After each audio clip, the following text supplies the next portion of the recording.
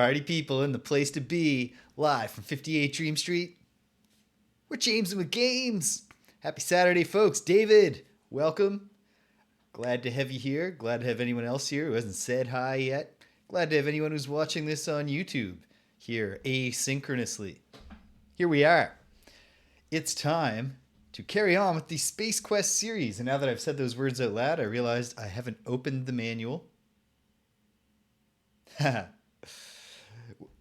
I don't know how, hello Cedric, to talk like a pirate of Pestulon, so I'll have to hold off until we meet them to start bringing in the dialogue. So I did read the manual. As it turns out, this is a Sierra adventure game, and it will play like one. So that part's already resolved. There are some, there's some nice art, comic style art in the book, but it's not like Space Quest 2, where there was a whole like sort of comic retelling of the previous game. So I don't think we need to put it on the screen. One thing I did notice is in the suggested verbs list, there's no rub. They added rub specifically to help you in the second game with that one puzzle where you have to rub berries on yourself.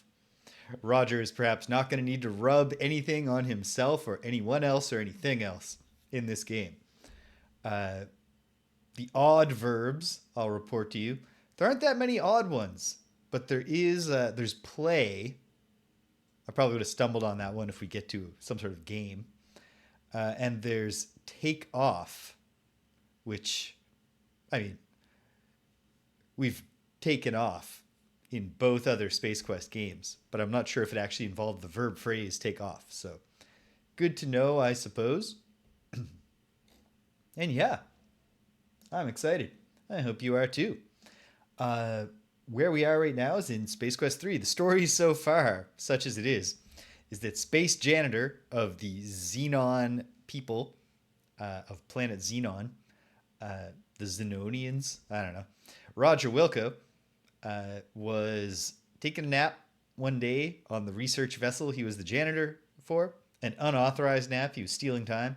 But it's a good thing he was, because the Saurians attacked and stole the star generator and killed everyone except Roger on that ship. He escaped the ship, crashed onto a planet, made his way back off the planet to the Saurian battle station ship, saved the day, and etc. He was feted as a hero in Space Quest 2. It turns out being feted as a hero doesn't last forever, and he didn't invest his money wisely, whatever money he made. So he's back to being a space janitor on a research station this time. So they're not sending him off. They had him in orbit. But then he almost immediately gets kidnapped by thugs, because it turns out that a mad scientist, or mad engineer possibly, named Sludge Vohal was actually the villain behind the Saurian attacks. He was the original theorizer and designer of the star generator and was furious that the Xenon people were going to use it to protect people instead of to cause harm. He had envisioned it as a Death Star type weapon. Roger foiled him, so he had a new plan of overrunning Xenon with genetically engineered salespeople. Door-to-door salespeople, not retail workers. And so Roger winds up on a planet where he was supposed to be sent to be a slave in the mines of planet Labion, but he gets away. He makes his way off the planet. He goes to Vohal's base. He foils his plans. He saves the day. So essentially the exact same plot. Being on a ship, being on a planet, getting off the planet, going to the bad guy's ship, saving the day. Now, I don't know. I don't know what I'm going to guess that this game involves pilots. No.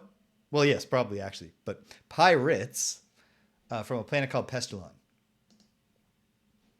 But otherwise, I don't know. What I do know about this game, a few factoids. It is the first Space Quest game to use the Sierra Creative Interpreter engine. The previous two were in the Adventure Game Interpreter engine, the AGI engine. Now we're in the SCI engine, which we've seen on this channel before when I played King's Quest IV, The Perils of Rosella. And then also, actually, all the other King's Quest games, but this will be the most analogous to that game because it's using the Sierra Creative Interpreter. It still has EGA graphics standard, pardon me, and it's still a text parser adventure. We're not pointing and clicking yet. And then also, I believe King's Quest IV used the Roland sound card for the first time to get off of the PC sound speaker and produce some nice music. This game, from what I understand, also will have good music, but with a Sound Blaster engine, for whatever that's worth. Doesn't make a big difference to me, but perhaps to an audiophile, there's a big difference there. And then finally, I learned that the soundtrack to this game was composed by the drummer of the band Supertramp. I have no views on whether that is likely to make it awesome or bad or what it might sound like. Got to make sure that my telephone here is audible for me because at some point soon, Danielle has company coming. And because of our weird building, I will have to take a brief intermission to let that company in. But for now, without any further ado, let's play Space Quest 3, The Pirates of Pestulon.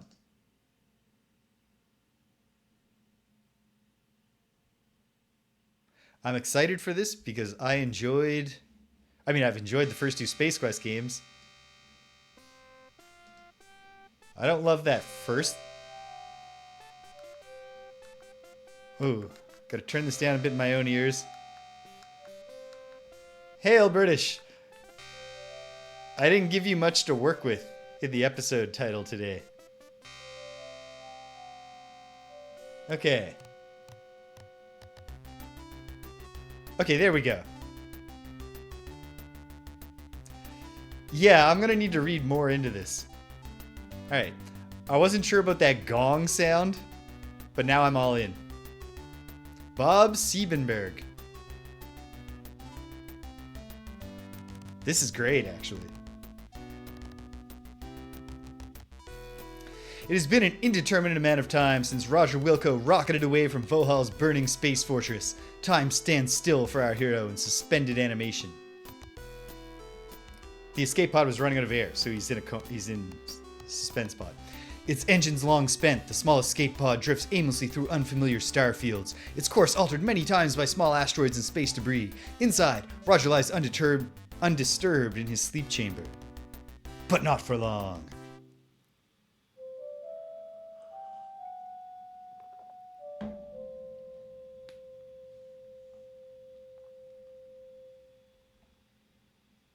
So far, Sound Blaster music composed by the drummer of Supertramp is a big glow up for this series.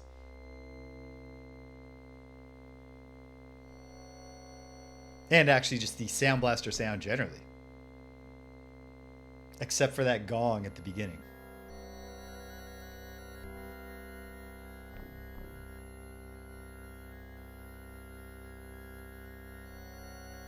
Is that a Pestulonian pirate?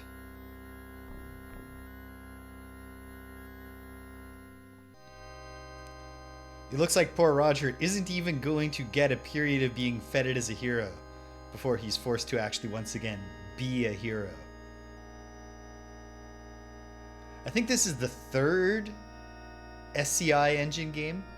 The pod, considered to be nothing more than another piece of scrap, is taken aboard a robot-commanded garbage freighter. Unfortunately, these robots have no regard for organics. I'm not sure if that's supposed to be a garbage sorting joke. It seems a little early to be thinking about organic streams versus refuse. Probably not the Pirates of Pestulon if they're robots. The small pod is jarred by a sudden shock, which triggers the sleep chamber's revive mode. As the glass shroud slides back, Roger slowly begins to regain consciousness.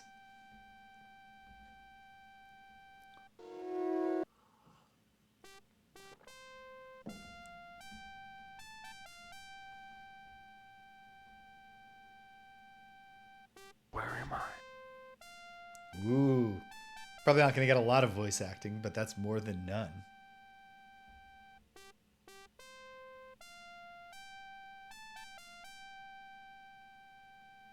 terrific animated emoji, David.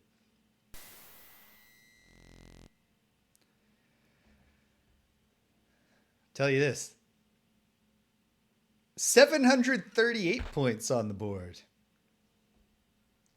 You notice that the sounds from the pod grow softer until they are imperceptible. Having served its purpose and taxed its resources, the pod gives a final hum and shuts down. Well, we salute you, pod, for keeping Roger alive.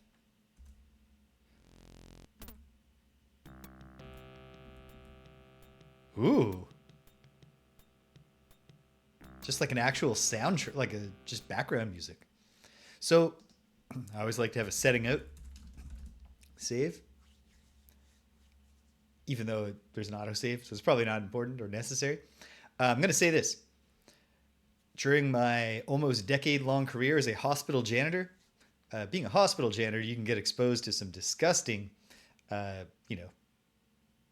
bio-organic situations.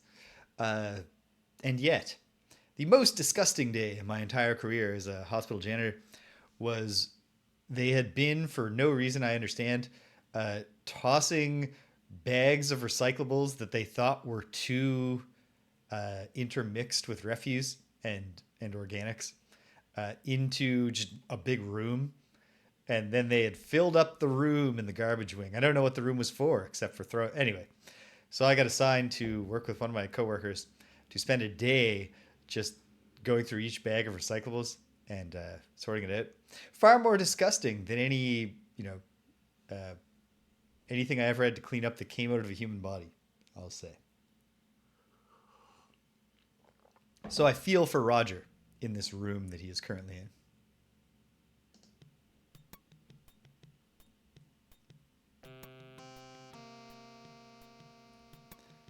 All right. Do I have anything? I still have the glowing gem. Continuity. You're still carrying the piece of Orium you picked up on Labion during your last adventure. However, it has long since lost its glow. Then why is it described as a glowing gem? Look around. You are standing in a debris-cluttered junk bay. An escape pod rests in the middle of the room. There are chunks of metal lying around, which seem to be small sections of old spaceware. So, one thing, while this is still in the EGA graphics standard, like King's Quest IV, I believe it is a significantly higher resolution. So the graphics it is a graphical upgrade. I should have, let me go back, do this again. Were there any keywords here? Chunks of metal. Look at chunks. Pardon me. This program is too stupid to glean your desire from such a wonderfully crafted sentence. Please try something else.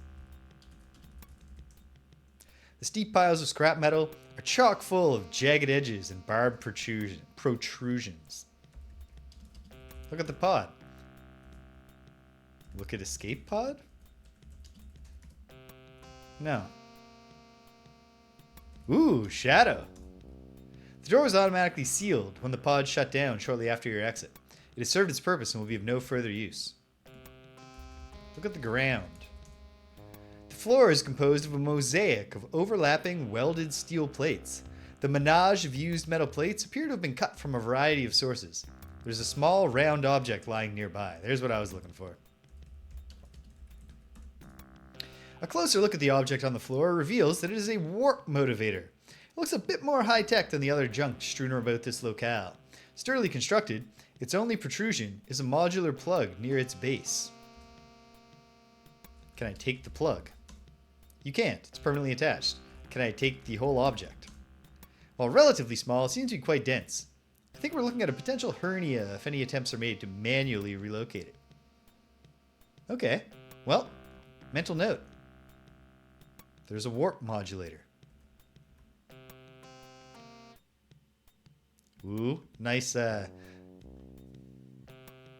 don't know what the term for that kind of transitional wipe is. Look around. You're quite impressed by the size of this junk freighter. The skeletal remains of a stripped-down space tanker stage lie half buried in scrap. before I go through this tunnel, let me just see.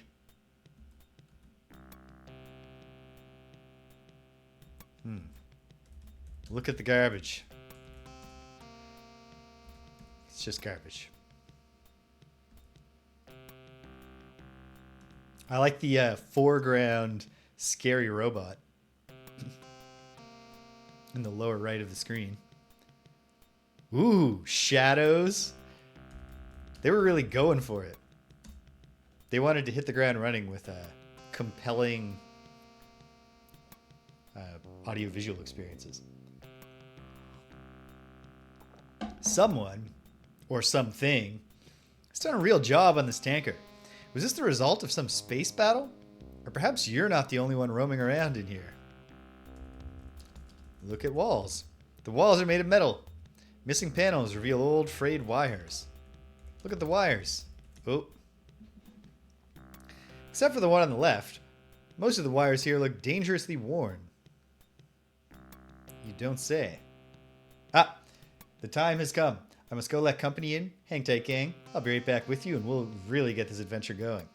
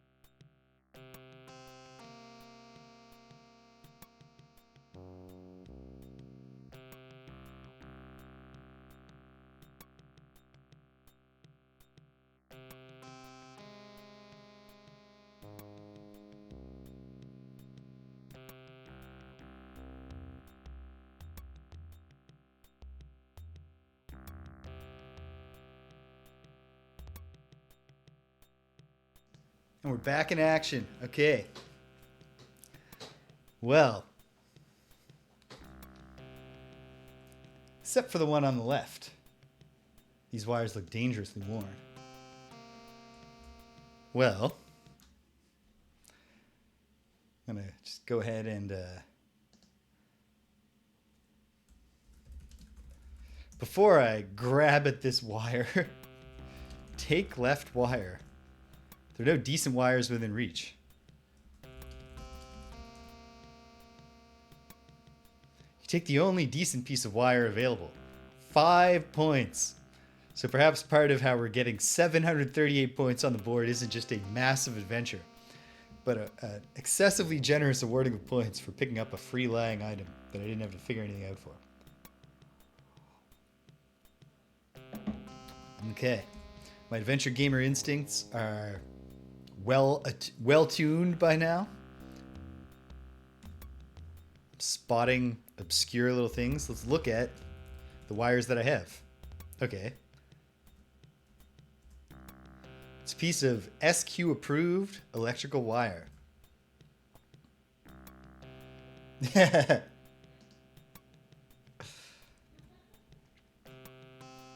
are getting more points, but everything costs more points. Everybody's angry.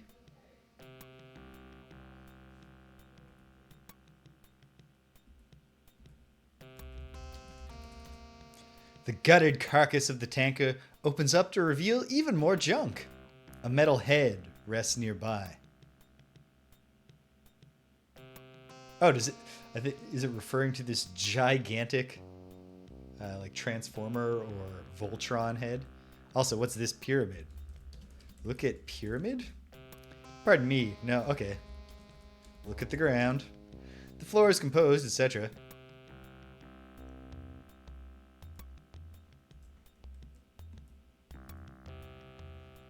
Look at object. Wow! An ancient model of a BattleBot. Okay, no. The game does not want me to care about this pyramid on the ground. Wow! An ancient model of a BattleBot. I bet you'd hate to run into whatever brought this big guy down. Looks like something poked it in the eye. Can we get into the BattleBot? Through the eye?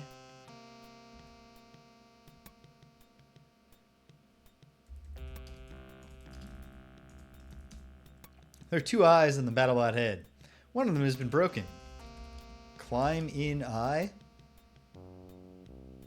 Heck yeah, 5 more points.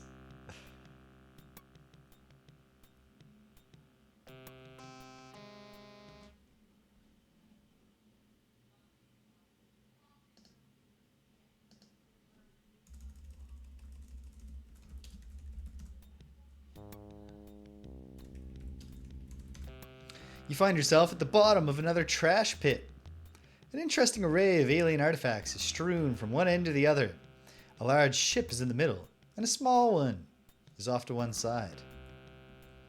Honestly, I wouldn't consider either of these ships particularly large, although relatively speaking, I can see why you'd call this one the small one. And the other, or more so the other one, the large one. Look at small ship. It's a cute little thing.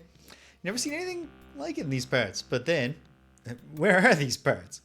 Some writing on the exterior reads, "For a good time, don't call Hal." Nope.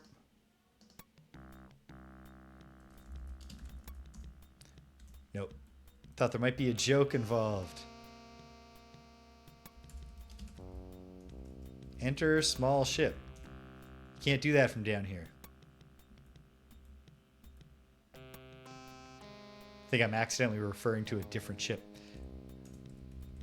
Look at large ship. It's a sleek looking number, if you can disregard the junk it's rooted in. Must be a recent addition to the collection, as everything seems to be intact. Etched on each side is the name Aluminum Mallard. On top is a small hatch.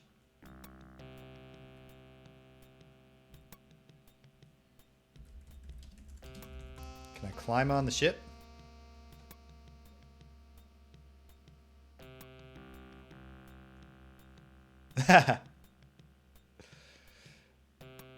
RPGs allowing you to actually determine with mathematical precision the extent to which it's the tool or the craftsman. The ship is too slick.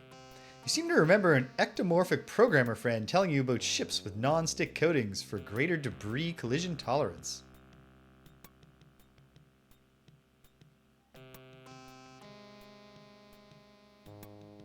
It's true. It is one of those obnoxious, or perhaps charming things about the English language.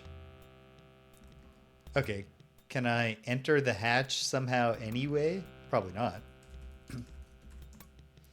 Can't do that from down here. Can I look in the window? You can make out a pilot seat and a console. The aft end is dark. Feels like we must go in this at some point.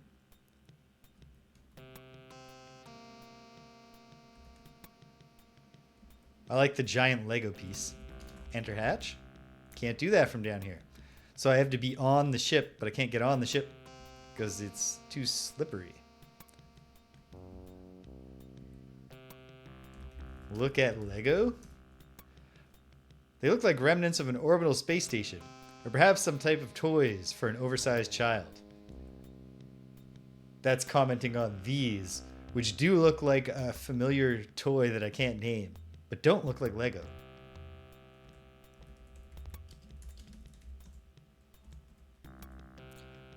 If it's using Lego to refer to that thing, can I climb on that thing and then it will tilt over and I can hop from there into the hatch?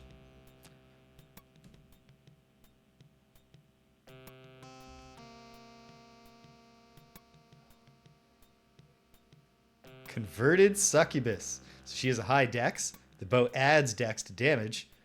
And then she has other equipment that allows charisma to damage as well.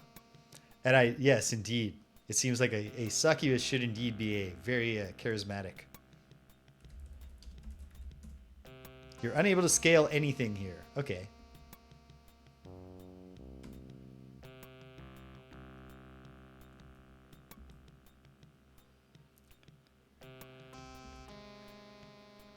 Is that a table?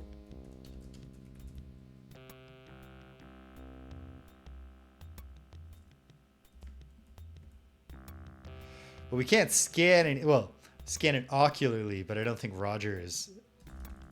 Throw gem through window? Keep it to yourself. No. Okay.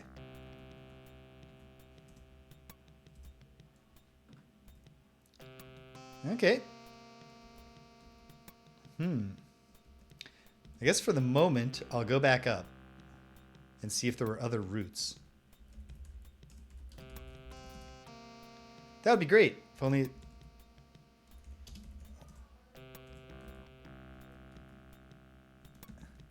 Oh, dear.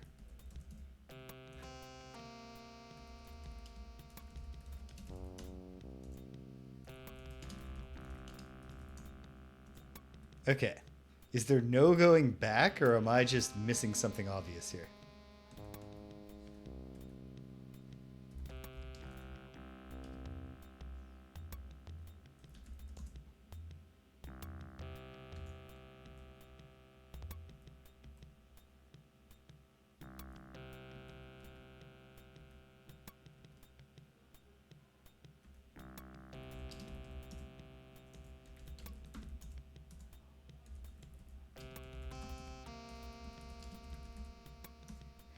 It doesn't seem to be a ladder.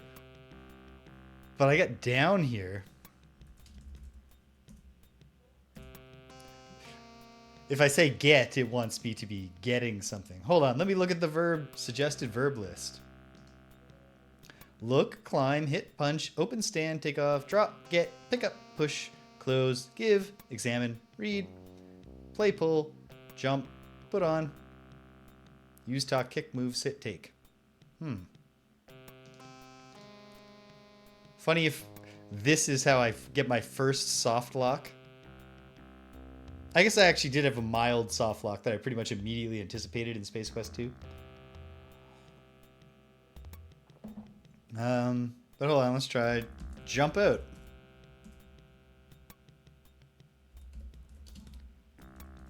Jump through the eye. Climb stairs. Can't scale anything here. Well, hold on. Maybe I'm just visually misreading the screen.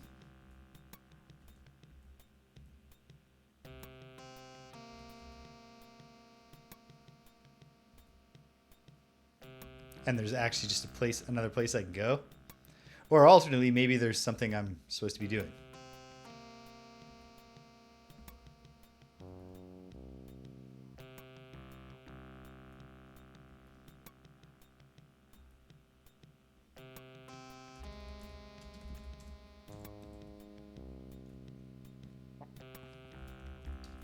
Look at the hatch. Can't see it from down here.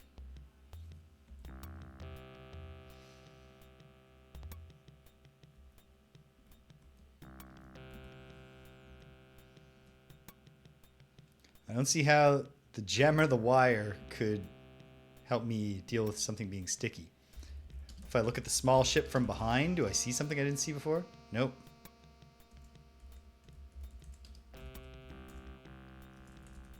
Enter ship. Open door. Can't do that from... Okay.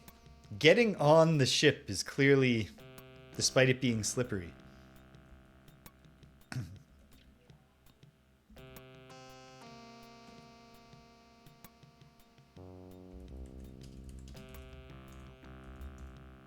Dream on. Look at hatch. Can I see it from here? No. Okay, climb on the ship. Not in a good location.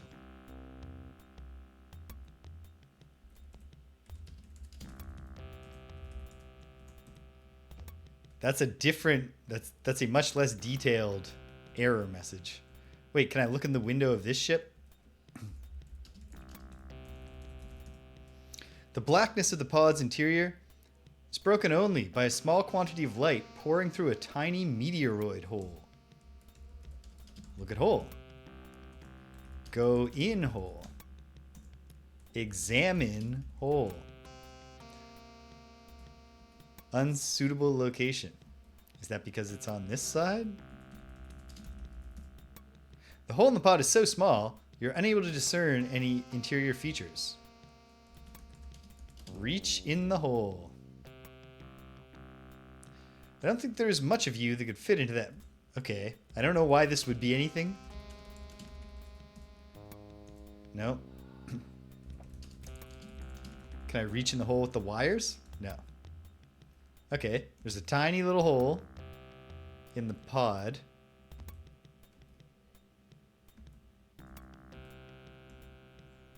Is there something on the ground here? Is the ground different here? No.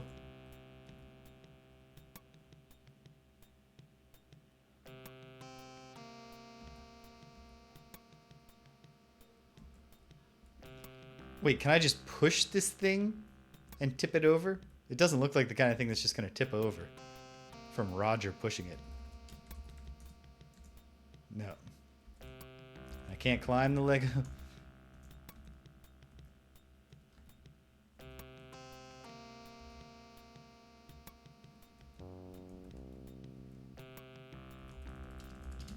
Is this where I get the "it's too slippery" message?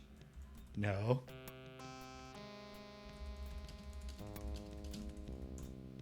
I needed to say climb on top of ship, but it's not going to work.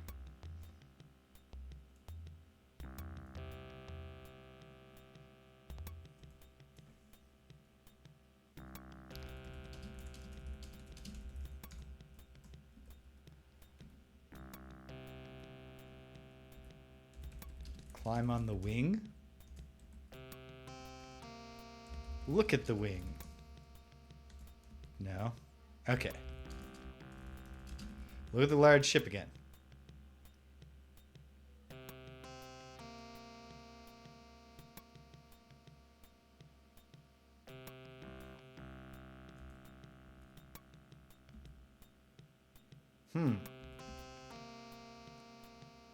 Is it as simple as I was not supposed to come in here this soon? Or...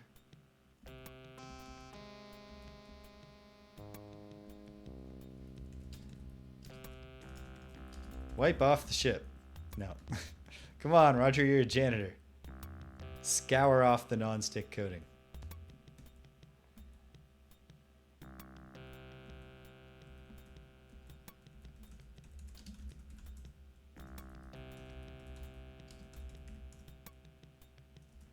Examine gives me the same thing as look.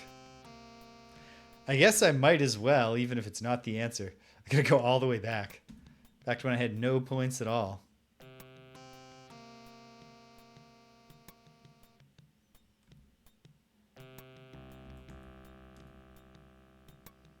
See, was there somewhere else I could go? Or something else I could grab?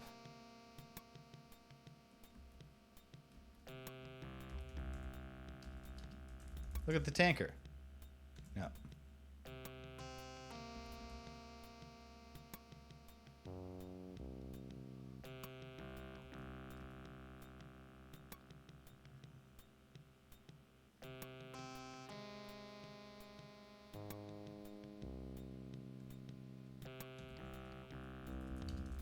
Take the left wire. At least we get to score 10 points again.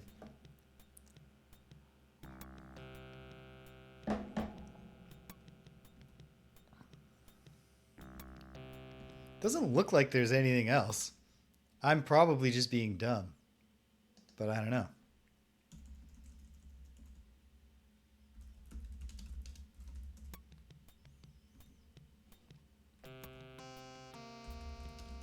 Look around. It's the metal head. It's the big important part. Does not look like there's a screen to the right.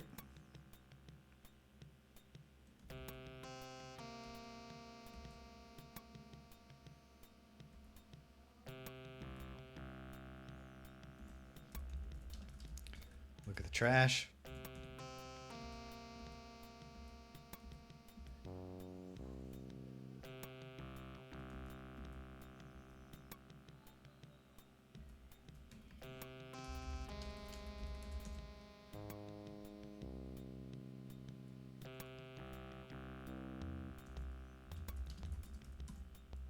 It's junk. You don't need junk. Now, think of something better. Let's get on with the game. I would love to get on with the game.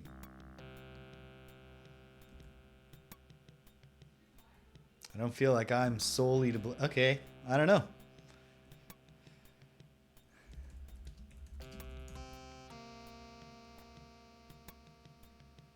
Yeah, that's so obviously a ladder. You can't tell me that's not the animation of a man climbing down a ladder. You stare at the ceiling, which, as usual, is overhead. See nothing particularly unique about the structure, except some kind of track running high above you. Seems to run the length of the freighter. Interesting. Look down. That tells me about the floor. Look around. Trash pit. Okay. Smell. Smell nothing of note. Really? I would think that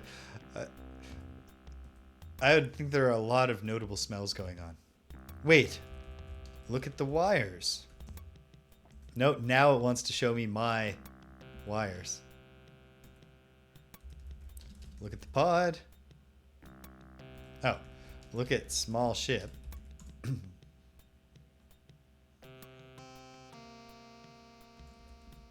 Examine small ship.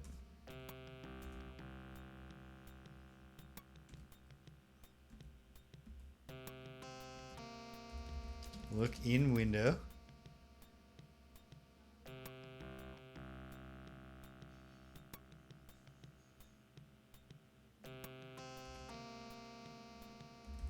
Plug hole. No. And it doesn't want me to put the gem in the hole. Hit small ship. You do more harm than good. Open the small ship. No.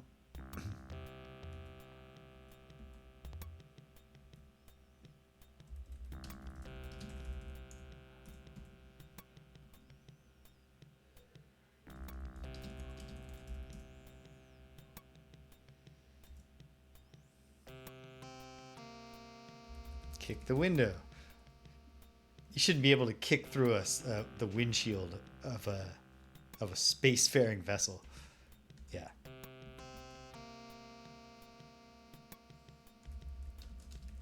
Is there an object here? Remnants of an orbital space station. Yeah. If I examine the object, can I learn more? Examine seems to be very similar in effect to climb object, hit object, kick object.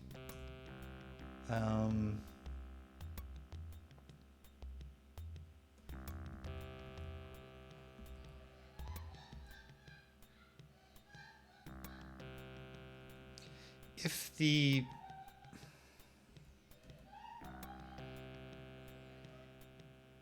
Not sure if it's coming through, but it sounds like the girls are having fun upstairs. Good for them.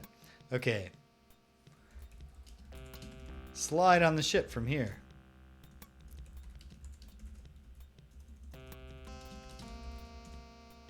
Not in a good location.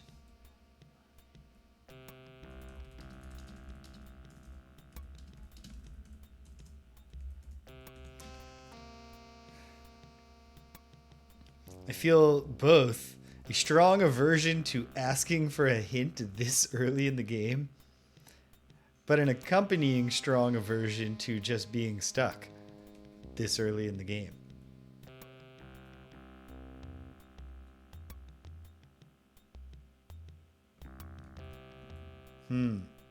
Well,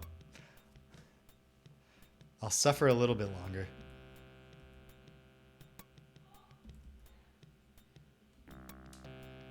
You're not really getting the proper Sierra experience if you're not suffering at least a little. Attach wires to gem won't help you now. That doesn't mean anything. I hope I wasn't supposed to use the wires to charge the gem while they were still plugged in. That seems unlikely.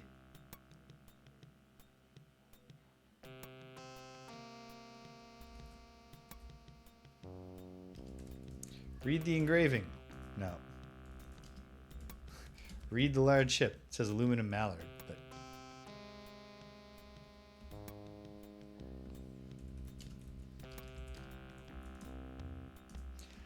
I don't see why wrapping wires around your feet would make them, you know, have more traction. I guess it could, but depending on what they're wrapped in. Well, I find that reassuring, Cedric. So thank you for sharing that. Okay. Without wanting to go full, like, please somebody nudge me in the right direction, I will ask, should I not have come down here yet?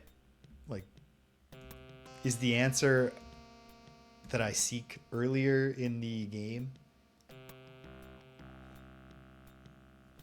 Have I soft locked myself by climbing through the eye?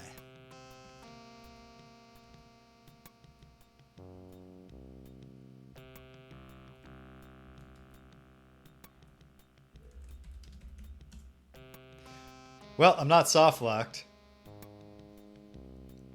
You just don't need to specify the object you want to climb.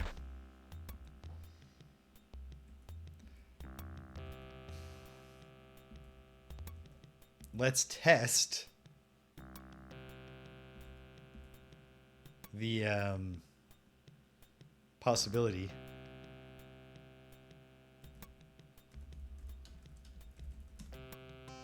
All the wires here look dangerously worn. No. Wait, look up. See another boring ceiling. It's fair. What about down? Boring floor. Look at the wall. Metal. Missing panels. Frayed wires. Look at the vents. Nothing but darkness.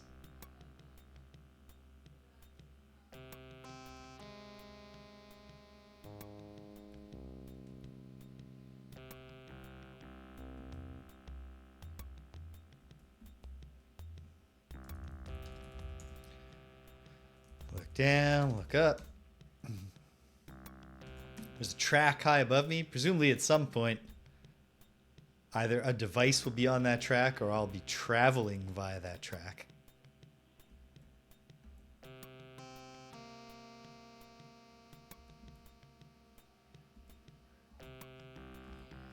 It bothers me that there's a pyramid thing right here.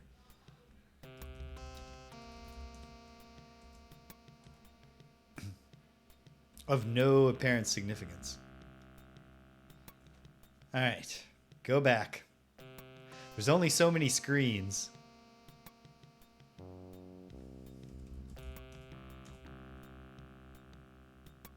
Got to remember all my senses too.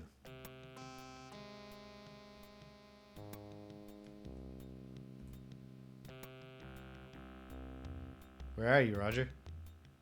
Here he is. Look up. Ceiling. Look down. It's a bunch of garbage. Look around. Space tanker. Look at the scrap. Can I take some scrap? It's junk. You don't need junk. Then why did I take these old wires?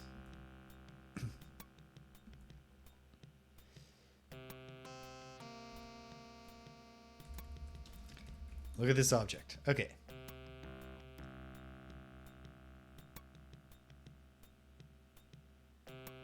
Warp motivator.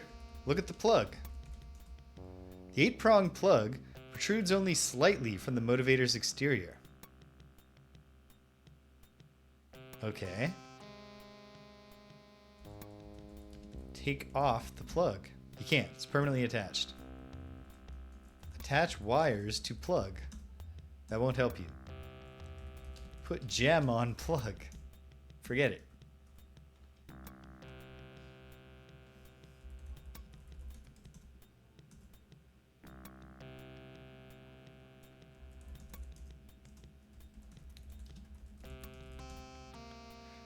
A closer look at the object. Oh no, this is the same. These are the same words.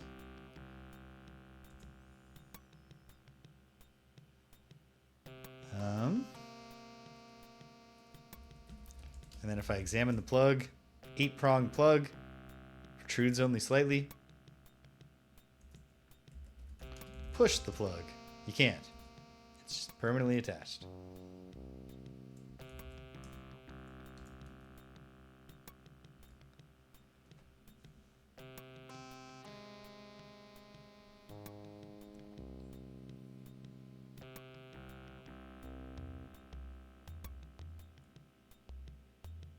I'll say this. The score is hitting that sweet spot of like, it's cool. I like it. I like the sound. But also, it's not so obtrusive that it's getting on my nerves.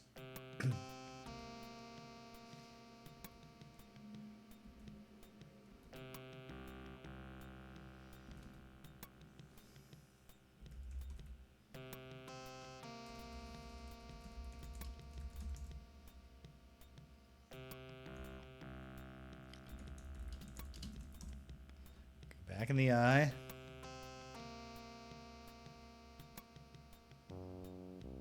Come down very slowly.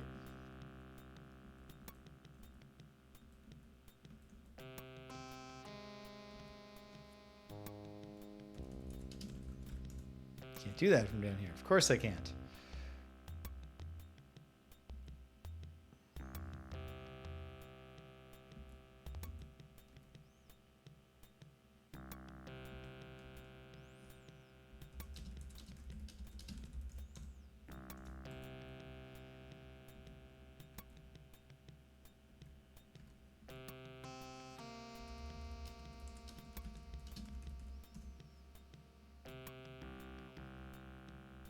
For a good time, don't call Hal. Okay.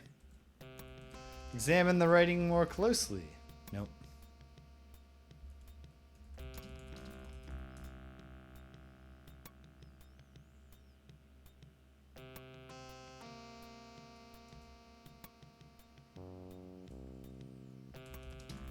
Hit the hole. Nope.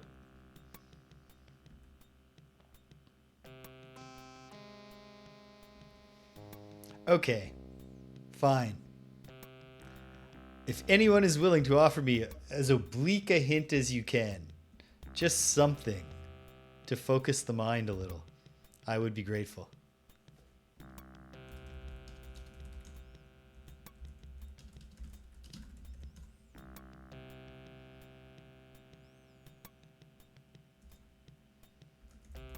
Call the aluminum mallard. Maybe he's in there.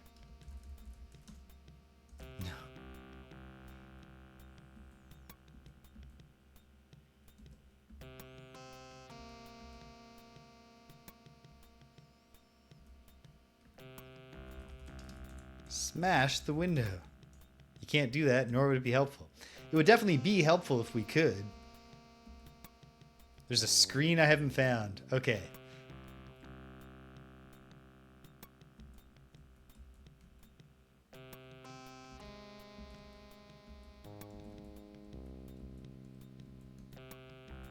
Well, let me just explore all the edges.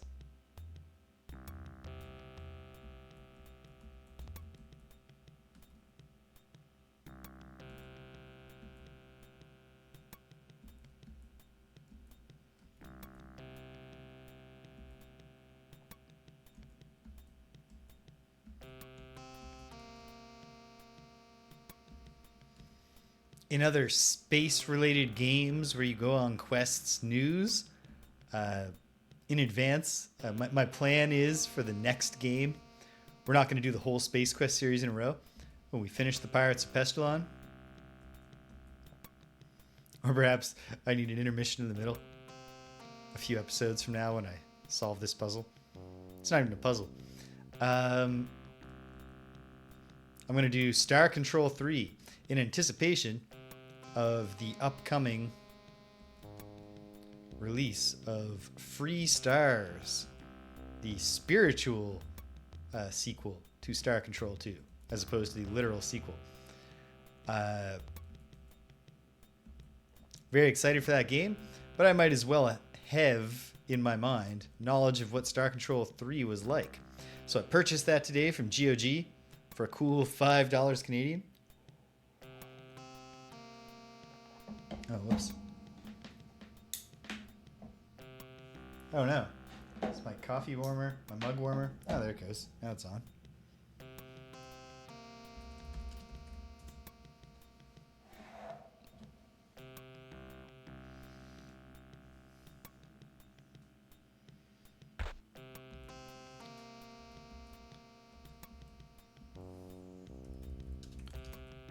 Look in the vent.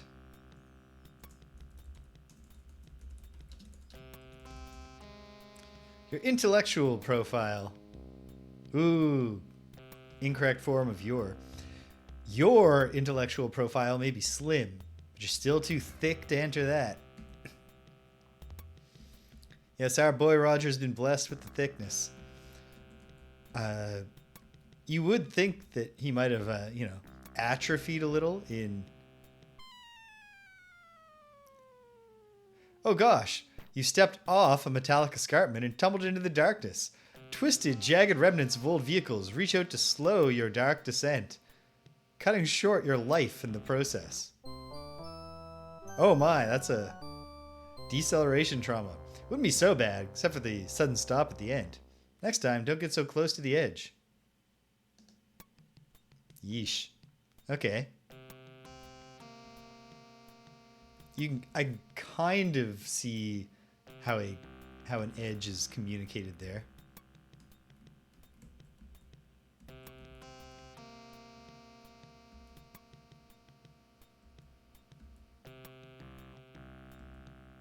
And I believe I've tried. Okay. There were vents in here that I could look at. But can I open them? Nope.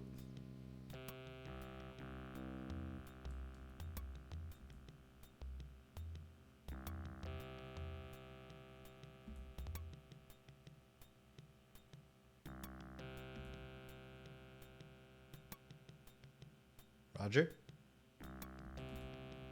There he goes.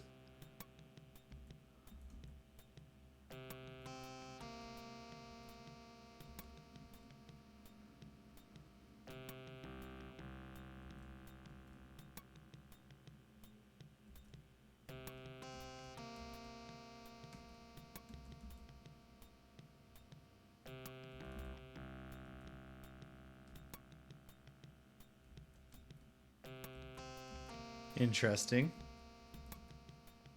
There's nothing there, but I can go under that flap of metal.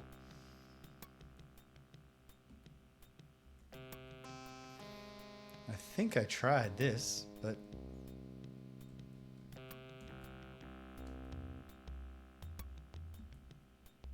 Yeah. Okay. Jeez. Oh no. Can it be all so simple? Okay. Great. We're back on track. Sort of. Various types of abandoned spacecraft litter the floor of this intergalactic junkyard. All this place needs is a junkyard dog. You shiver at the thought.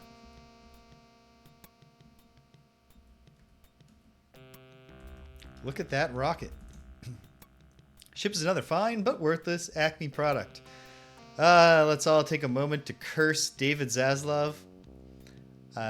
For many reasons, of course, but I'm specifically thinking of the fact that we will never get to see John Cena starring in a live-action animation hybrid Looney Tunes legal comedy drama called Coyote vs. Acme, where Wile E. Coyote retains the legal services of John Cena to sue the Acme Corporation for all the times their goods have failed him. That was apparently really well regarded by everyone who had seen a screening of it. But if they just delete the movie forever, they can call it a loss and write it off on their taxes. So they did that.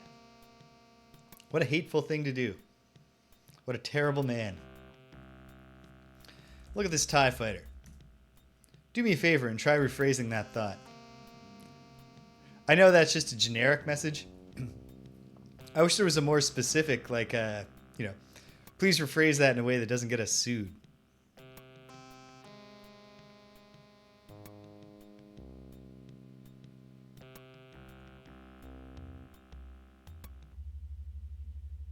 Ooh. Is that the hand of the same BattleBot? You're overwhelmed by the variety of space trash around each corner. A large bucket conveyor carries shredded ships to a horizontal conveyor high above.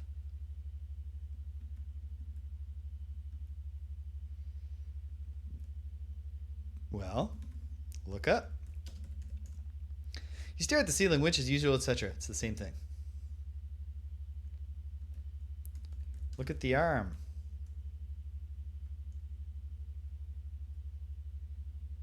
Yeah. Somewhere there's an oversized android missing a limb. I think probably I'm supposed to get on that trash lifter. But first I might as well.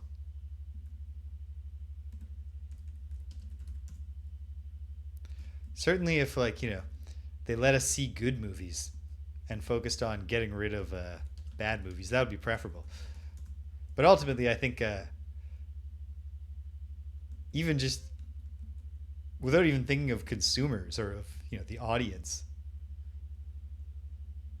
a strong case can be made against the idea of taking all the hard work of people to make a film, spitting on it like that. This thing was called a bucket conveyor. Look at the buckets. Buckets are attached to the conveyor. They haul metal debris. Okay. Looks dangerous, but go ahead, you thrill seeker, you. You'll need to get closer, though.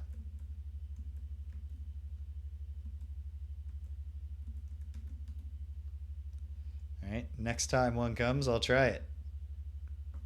Oh, hey, it worked. Didn't even have to type it again. That's cool.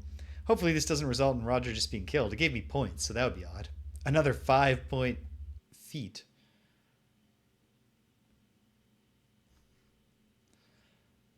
Will it just naturally transport me? Probably. Yep. Look around. This conveyor is no place for sightseeing.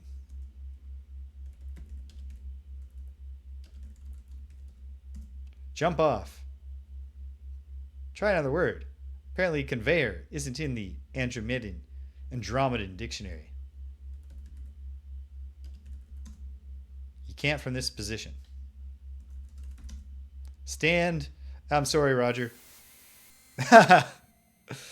Shredded like an Iran-Contra document. Hey. Oh. Then I got the rest. You're a less than choice cut, Wilco, but he is USDA certified. Perhaps that's also a shot at the Reagan administration. Their anti-regulation agenda. Okay, well, hey. I remembered seeing stand in the suggested verb list. So that part came together. So I got to stand and then maybe jump off? Maybe?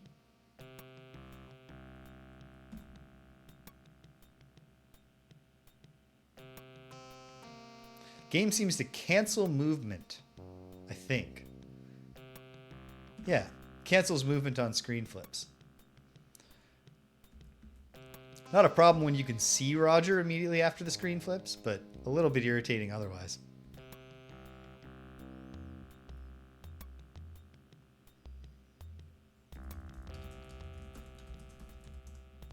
No. Thought maybe I can look at the Jupiter thing.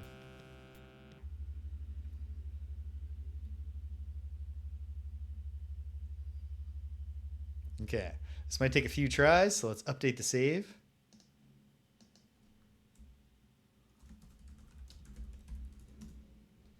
Trash Climber, an early concept that Nintendo ultimately rejected before they developed Ice Climbers.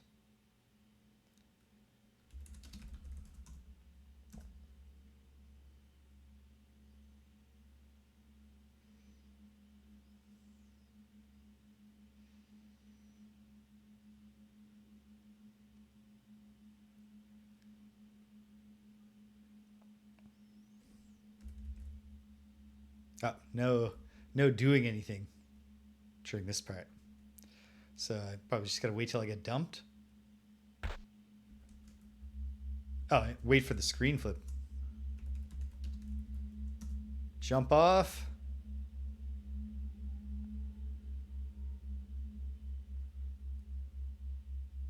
Okay, he's done it. Visually, I can't quite tell what the hell is going on.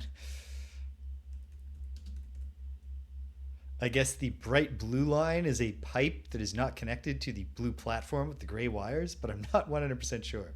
Look up. Ceiling looks closer from up here. Looks no more spectacular, however. Am I on the track? I think so. I meant to say look around, though. You're standing on a narrow rail, suspended high above the floor of the freighter. A conveyor belt below leads to a grinder. Be careful. It's a long way down.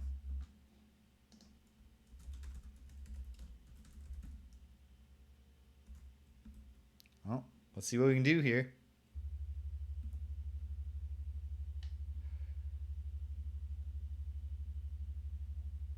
You got to appreciate Roger's got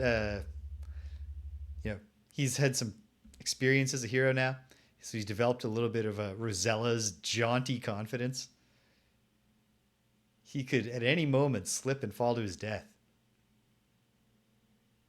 Ooh. Look around. In this room, the rail makes a U-turn. There's a machine here which hangs under the rail. There's a chute at the bottom. In the middle are panels of monitoring devices being tended to by a droid. Look at machine. A grabber hangs beneath the rail. There's a seat for a driver. There's a claw underneath that looks capable of grabbing things. I can already think of one thing I might want to grab with it. Look at the droid. It's not a model you've seen before. The droid appears to be dedicated to this workstation. It seems harmless enough. Get in machine, or is it just going to say you can't get it? No. In this case, it will accept get as that kind of verb. Plopping into the seat, you grasp the forward-backward control of the grabber.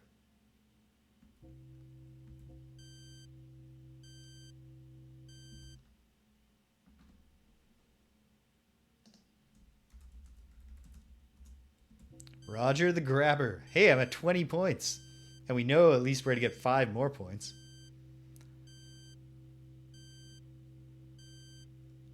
Nice. Good use of scale there. Look down. Looking down makes you dizzy. was thinking, use this to grab the warp module.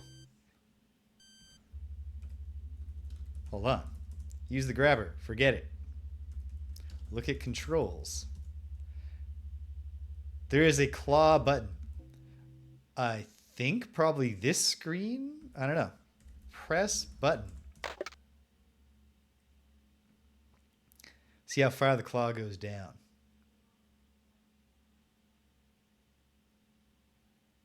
Hey, hey, hey. I imagine that it's just press the button anywhere and it'll line up properly. The claw senses contact with the warp motivator, grasps it firmly, and begins the ascent back to the grabber. We're 35 points now. Yeah, it's just... I still think 738 points implies a meteor adventure. I didn't even intend that pun, but it's good. Where would I put this? I have no insight into where I might want to put this.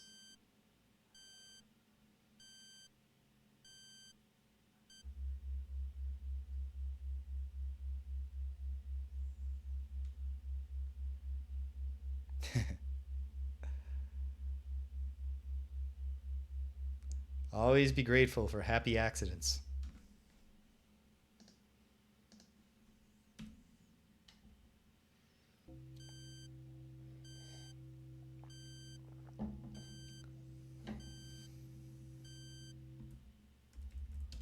Look around.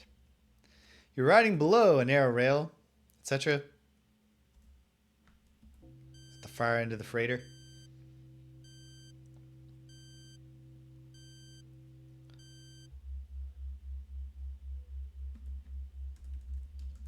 Look around.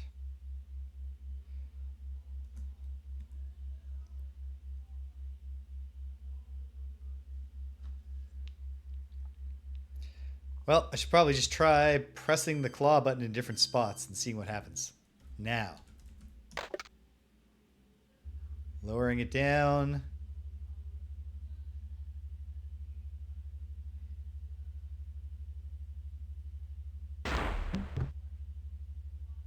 Nope. Lost points for doing that. Okay.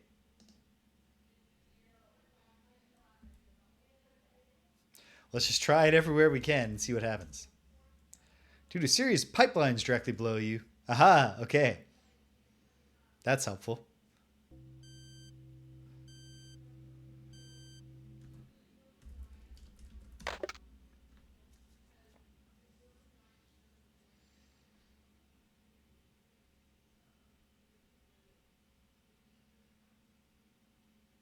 We're going to drop it.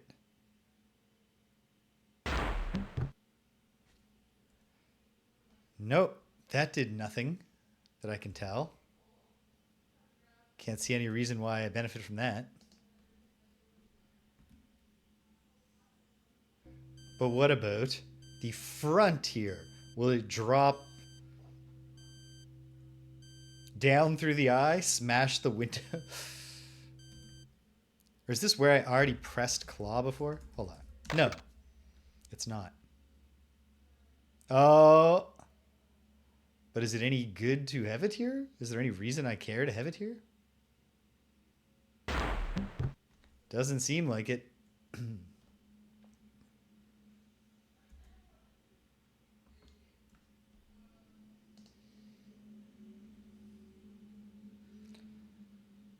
It obviously does not help the situation. Can I look at the object? Oh, whoops. Not looking at the right thing. It's an impressive piece of machinery. Unfortunately, you have no idea what it is. Perhaps it is what emitted that tractor beam that brought you here. Or maybe it's some sort of giant trash masher. Or maybe the artist just thought it would look really cool hanging there. Yeah, that's it. At any rate, I wouldn't waste any time trying to mess with it. Well, thank you for spelling that out for me. Can I look at the warp modulator up close? Nope.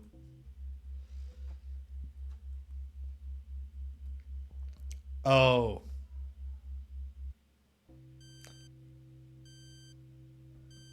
seems kind of obvious now. I mean, it only seems kind of obvious now if this is the answer.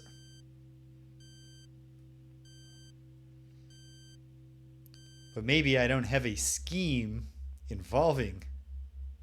Oh no, never mind. I thought maybe I can drop it into that thing. Smash up the gears and then Roger can go in it safely. I don't know why he would want to, but okay. Update the grabber save. Press claw. No, the pipelines are still below me. I guess I ought to make sure I can't press claw here. I don't think I can. No. Okay.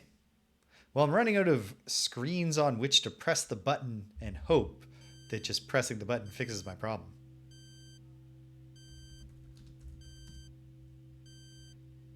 Oh. But also, no, there's no aiming going on here. That's helpful, actually.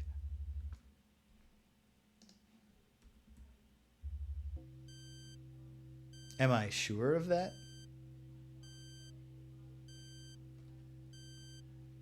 I could be sure. So yeah, I was reading about the development of Star Control 3 to get ready for that. I feel kind of bad for the people who worked on that game, who are apparently big fans of the game. Because besides the development, I read about the reception. And the game was very well reviewed when it came out. Oh, darn. Oh, drat. I can sort of aim it. That changes everything. Let's see if there's somewhere I can drop it in the inside the robot's eye segment before I go back to the place with the droid and see if I can drop it there for any benefit.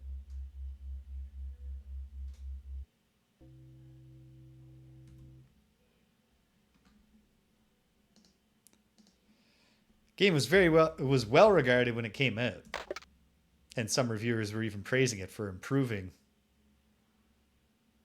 on the original. And then people stopped feeling that way as time went by.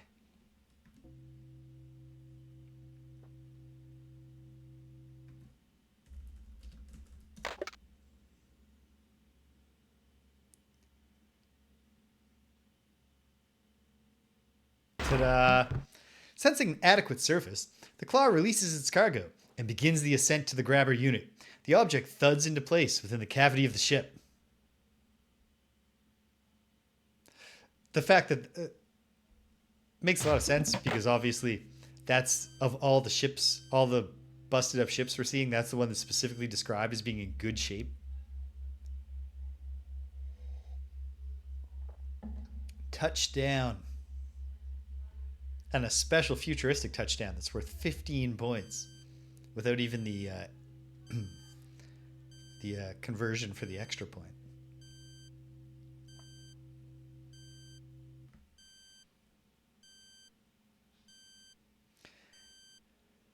Of course, the question remains, how am I going to get back? Can I get out? Oh, wait, perhaps it's this simple?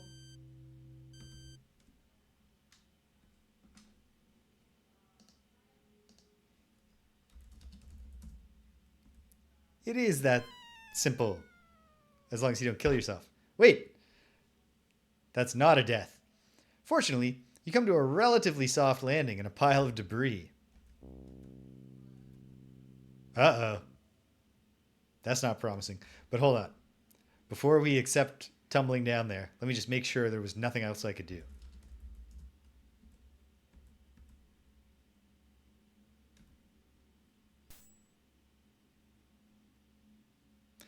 You really bit the beam, buckwheat.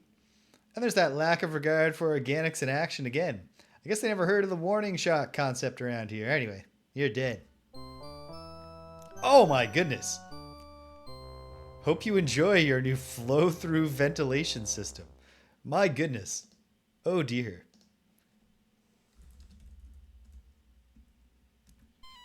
Well, Let's take the tumbling route over the getting shot through the head route.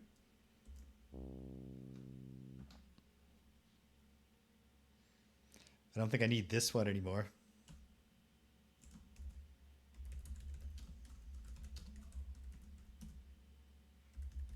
Look around, Roger. You seem to be in a debris-enclosed hollow. Poking out of the ceiling is the chute which you originally entered through. Some crusty lamps linked by non-UL approved wire provide additional illumination. The Jaws theme is playing.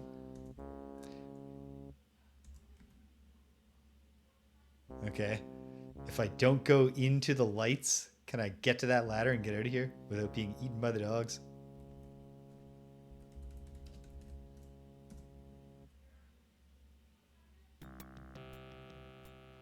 Bending aside a thin piece of scrap, you find an opening into another area and climb on in. Okay. Nonetheless, we should be thorough, including, I suppose, enjoying the experience of being eaten. Look at the debris. No, nothing new to say there. Examine the debris. Nope.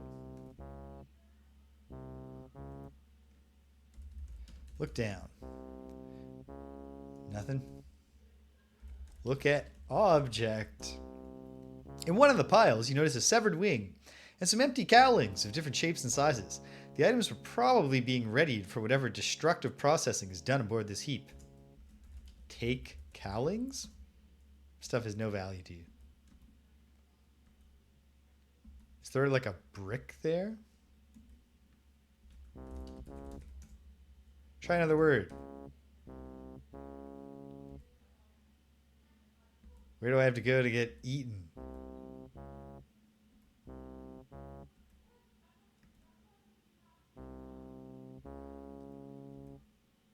I don't know. Well, you know what? Oh, those are obviously like space rats, aren't they? Not space junkyard dogs. All right. 55 points on the board.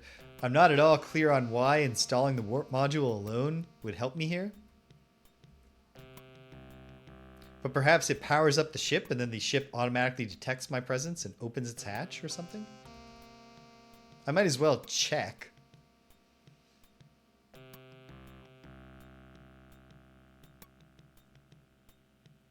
In this screen, Roger keeps walking after the screen flip.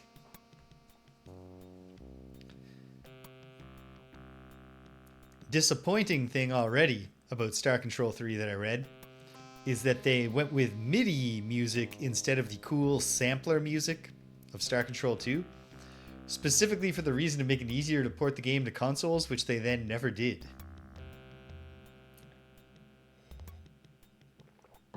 I'm more enthusiastic, although I think I'll probably still wind up preferring the Star Control 2 style of the nice drawn portraits and pixel art.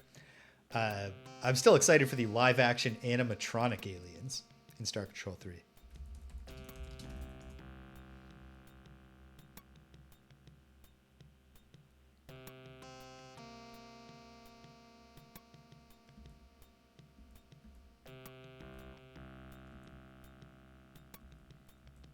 Seems very possible that nothing is going to be different here. Actually, hold on.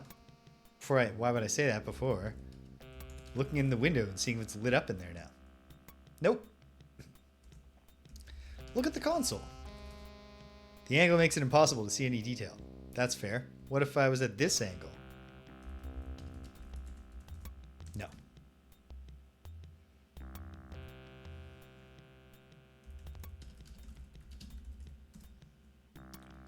Sleek looking thing.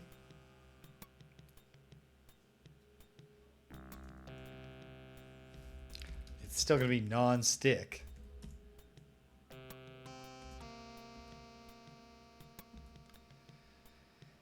Okay.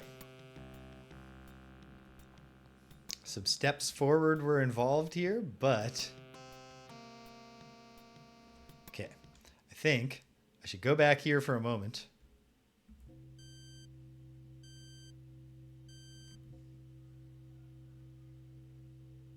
Whoops. Oh, no. Yes. It saw me. It shot me.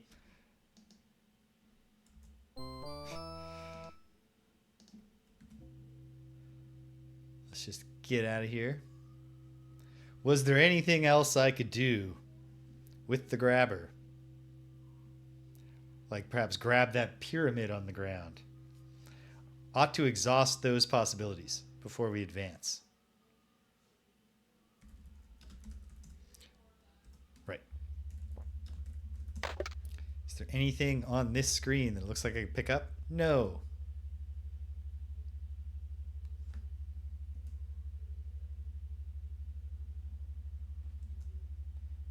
Turning up the speed. I think I turned the speed up successfully there.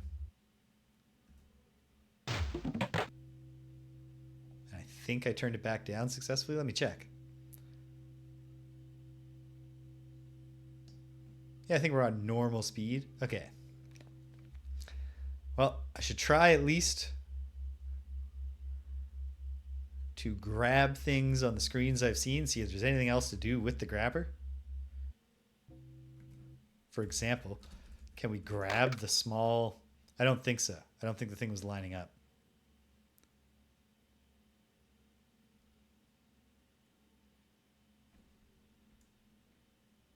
Nope.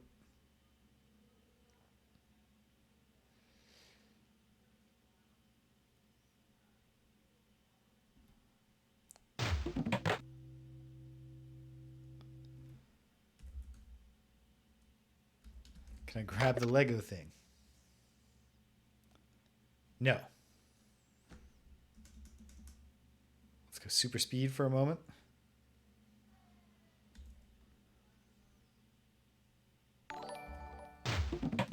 Hey, Smokey! Welcome. As the message says, thanks for subscribing. Every now and then I should say the subscriber pitch, which is that I don't really have a good case for you to subscribe, but it is September, so you get a discount. If you have Prime and you didn't know that you could link your Prime account to your Twitch account and have one free subscription per month, you might as well give me the first one since I just taught you about it. But in practice, while I'm grateful and frankly humbled that anyone would subscribe to this channel, I am grateful for your presence anyway, so no pressure, team. Okay, I don't think we're getting anything done with this grabber. So...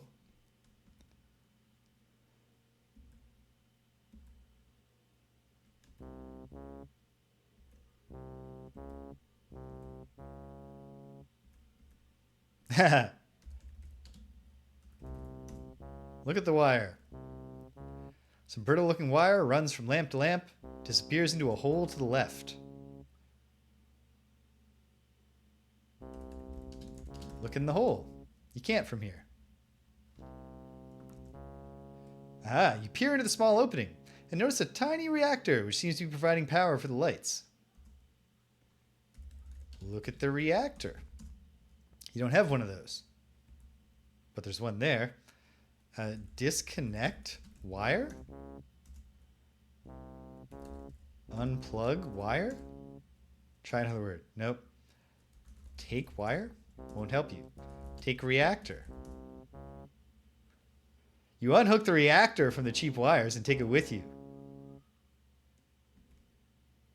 Do the rats feel more confident now about pouncing on Roger and devouring him?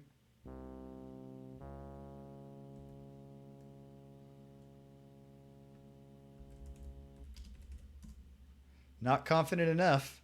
70 points. And we still haven't got the 5 for going in the robot eye.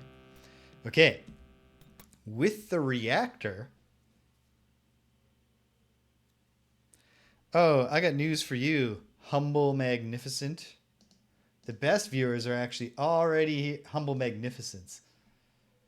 Well, I'll give you this. For one of these stupid bots, that's at least a real name that sounds like someone would use it. But yeah, the best viewers are already here, and they don't include you, so goodbye forever.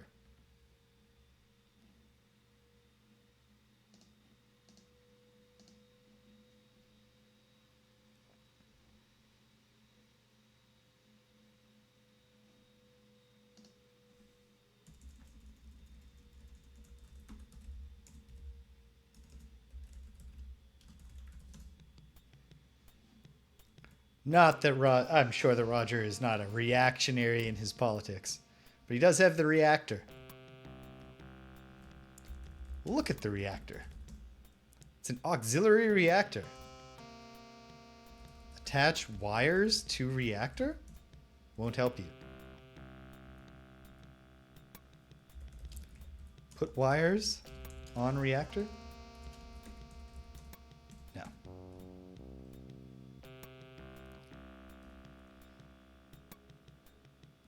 Could be another one step forward directly into a wall. Or maybe this reactor can be used somehow. We have, pardon me, we have our glowing gem that is not glowing. Can we charge it up? No.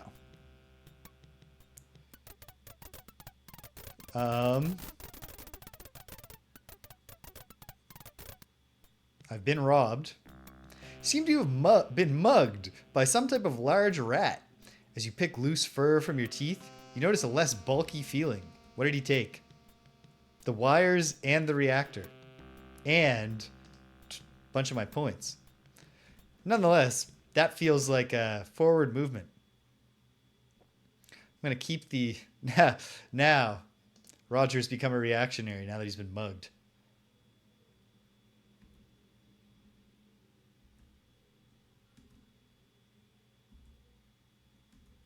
But does that change something down here?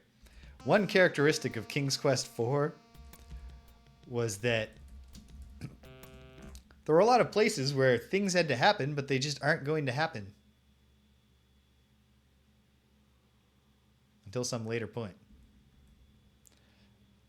Alternately, maybe I need to avoid being mugged somehow. Look around.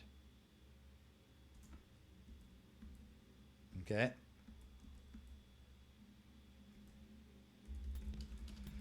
Look at the small shit.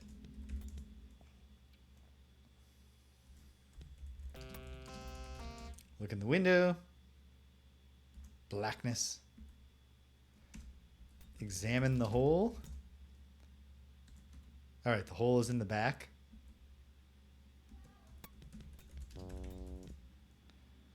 Hole in the pod is so small, you're unable to discern any interior features.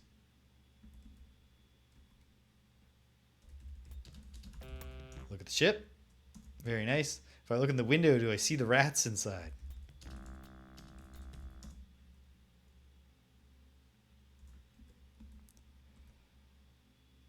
Are the rats stashing their stuff in the junk pile room?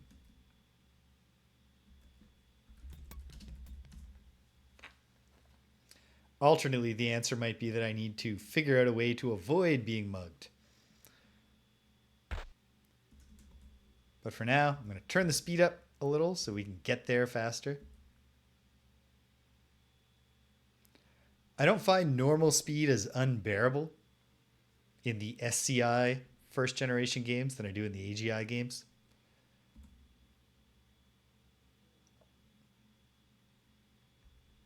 But we have a bunch of screens to cover and nothing really to do on the way. It's a different story.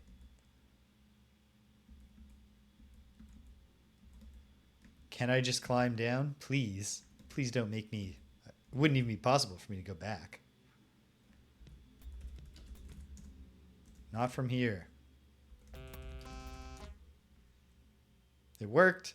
Ah, yes. They wanted to put their lights back on. That's fair. Take the reactor again.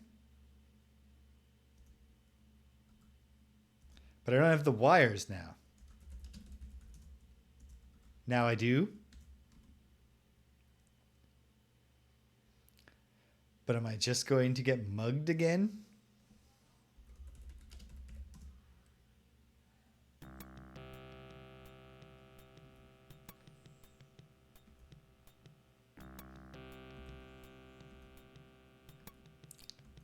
Let's find out.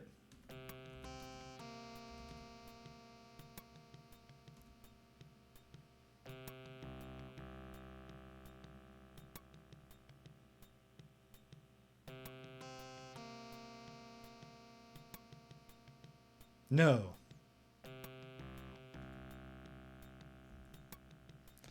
Well, that's a strange interlude. All you have to do is remember that you saw the rats.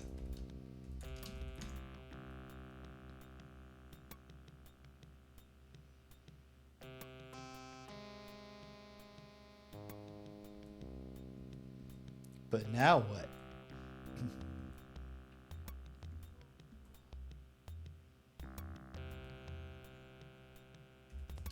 I don't see why the reactor would fit, but maybe it will.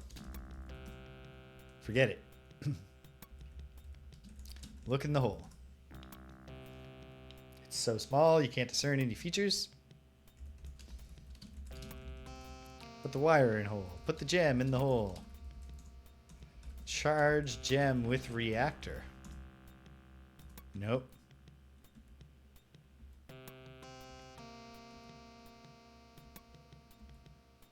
There's those wires dangling there. But if I say look at wires, it's going to show me the wires I have. Connect wire? No. Okay.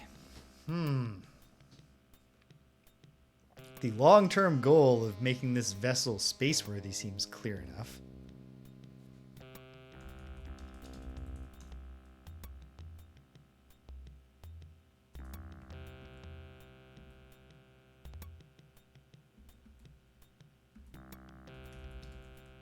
Can I move this debris? No.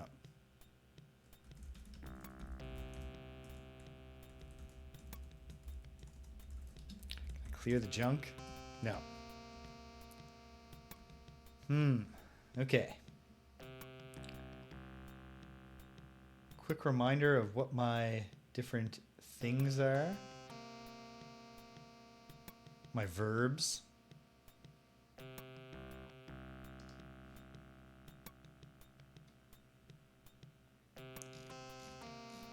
I don't know.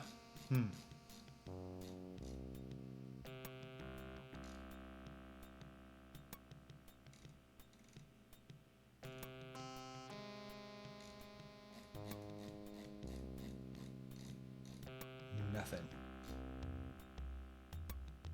I thought maybe some of the other clues would help. But it's a lot of... don't get discouraged.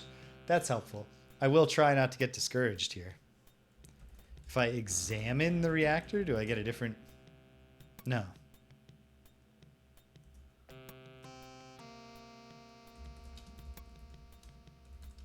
Put the wires in the reactor. Put the wires on the reactor.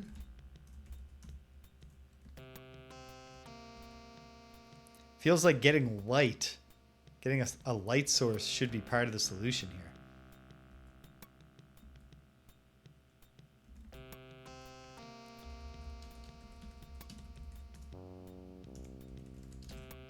Open the small ship. No. Open door. Can't do that from down here.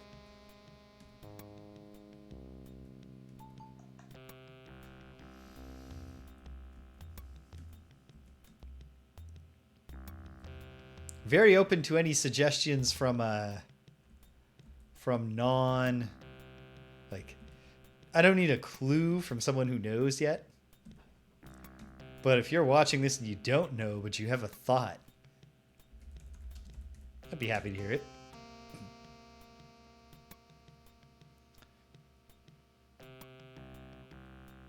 Meanwhile, I'll keep looking around, see if I can find somewhere else to use this reactor.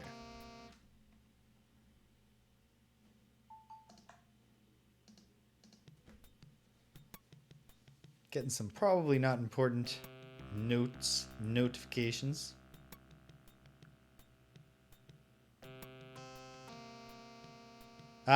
And that was wise. One of them is important. Danielle was asking me if I can bring up some ice water. And I can. So I'm going to go be a gentleman, bring some ice water up for my lady. Hang tight, gang, and I'll be right back with you.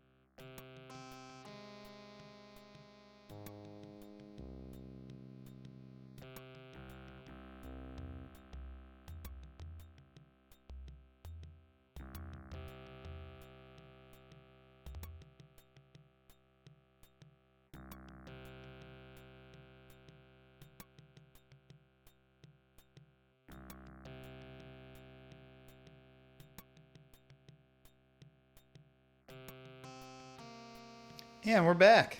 Okay. Well.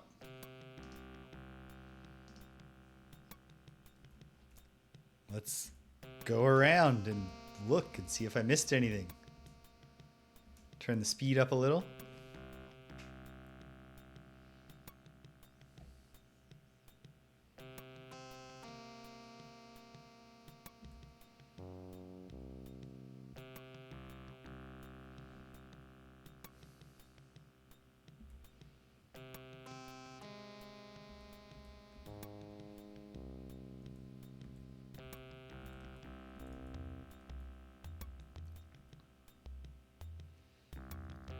Going up wouldn't, like, going up the conveyor wouldn't make sense anymore.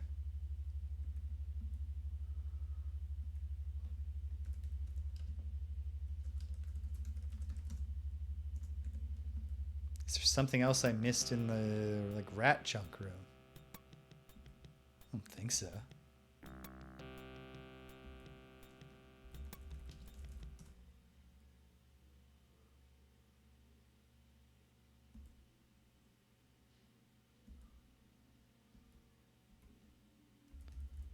Look around.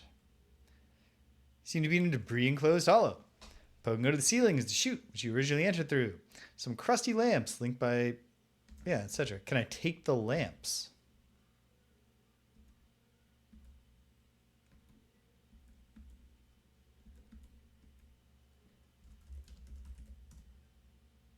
No. Can I take the garbage? Can I rub garbage rub garbage on self? No.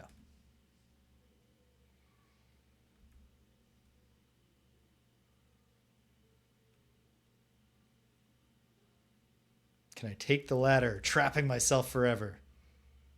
There's no ladder near here to get. Is there a ladder somewhere to get?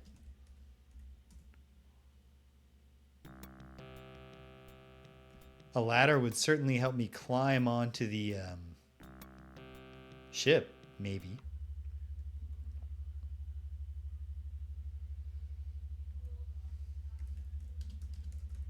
Let's just try this. You don't have... Okay. You don't have one of those. All right. Parser hacking.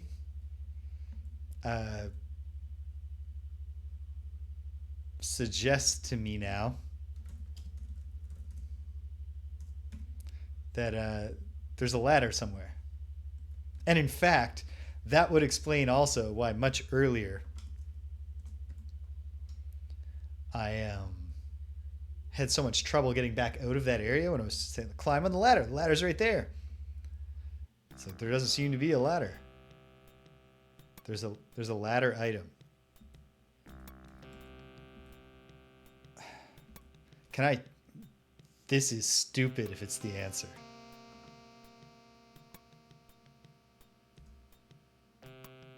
You grab the ladder and jam it in your pocket. Okay. That's ridiculous. Ouch. That's ridiculous in a bad way. I got very, very stupid lucky to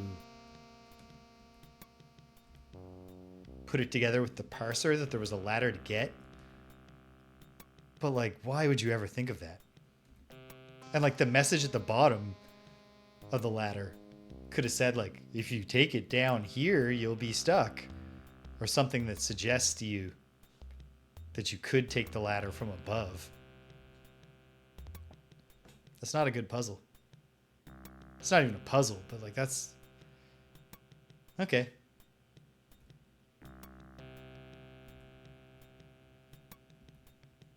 Do I now have what I need?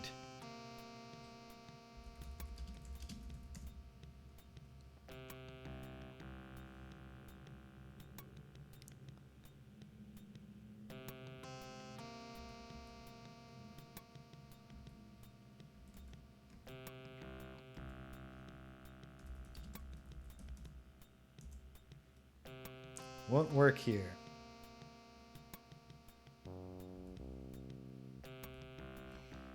What about over here?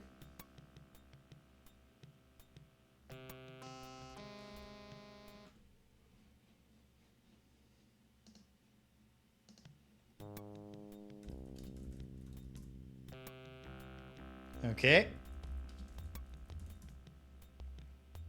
You notice it to be slick up here. Be careful. You move into position and grabbing the dull finish of the hatch's handle, commence to open and enter the ship. 10 more points. Ooh. Fancy screen. Look around. At first, you're surprised at how intact the ship's interior is. Immediately to your right is a panel with a red button. At midship on the right wall is the ship's main diagnostic computer. Directly across are 2 passenger seats. Ahead of you is the cockpit. Press the button. The ramp is immobilized by the junk it's laying in, so you exit through the hatch instead.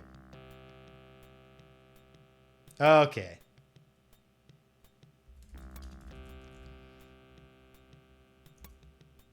Dedev, welcome. Sorry to hear you're working on a Saturday, but at least you're, if you have the ability to lurk while working, then at least you aren't being aggressively monitored by an authoritarian boss. Also, that ladder, the height of that ladder makes no sense. Like, the only reason I have that filter is that ladder. I mean, is the meta clue of realizing that the text parser was telling me there was a ladder I could get, and then also combined with the climbing down there also involves standing in a spot where you can't see any visual indication. You just have to remember. Okay. Use computer.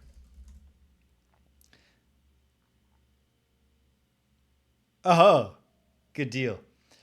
There's not enough power. Look around.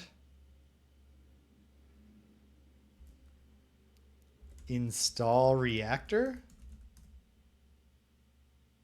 You drop the reactor into the hole. In attempting to reconnect the cables, you find that one is much too short. Yeah, so far, like, some of it has been good. Most specifically, the getting up to the grabber and installing the warp module. That all came together in a very satisfying way. The ladder puzzle sucks. Puzzle.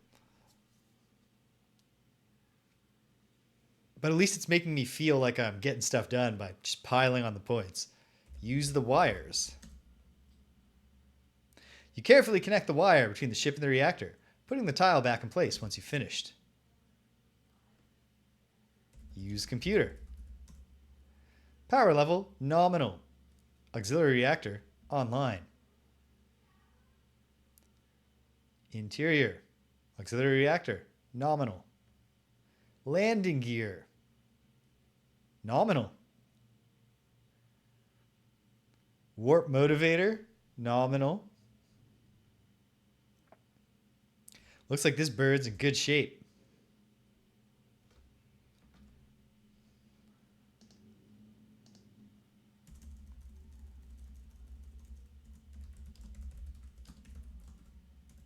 Maybe Roger lifts off.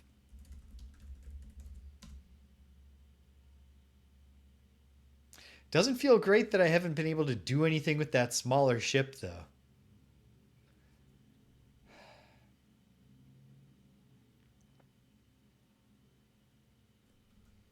But I'm back down to just the glowing gem, which is not glowing. Has it arbitrarily started glowing again? No. Look at controls. Okay. Engines, navigation system, takeoff, cruise, light speed, attack speed, radar, weapons system. Let's press 7. Radar is now in operation. Not detecting anything, though. Radar is now inoperative. Thrust generation underway. Adequate thrust achieved.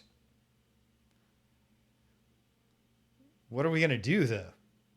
This feels like I'm heading for a oops, you crashed. You feel a strong rumbling as the ship strains to loosen itself from the confines of the junk heap accumulated at its base.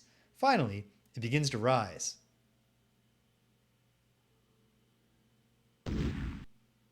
And hits the ceiling. The ship rises successfully but collides with the top of the freighter. The resulting explosion sends a potpourri of flesh and metal fragments careening in all directions. Your radar is designed to avoid just such an occurrence.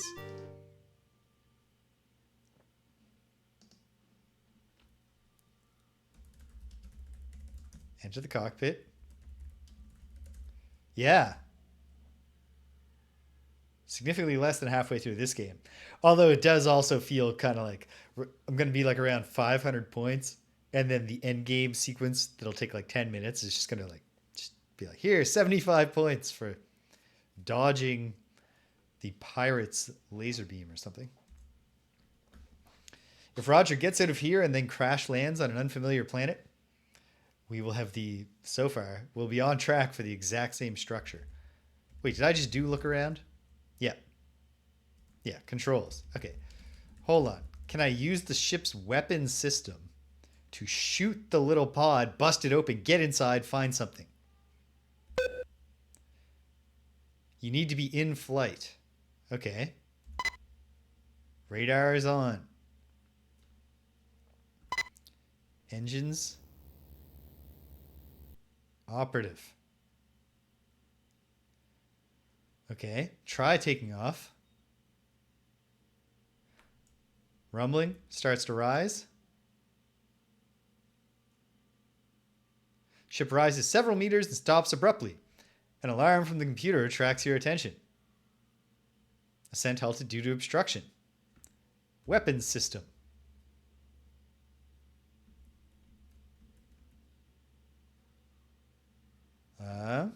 Well, let's shoot. The shot blasts a new orifice in the side of the junk freighter.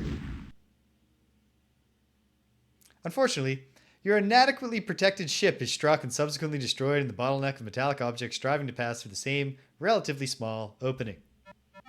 Sudden decompression sucks. Oh, man. Jeez.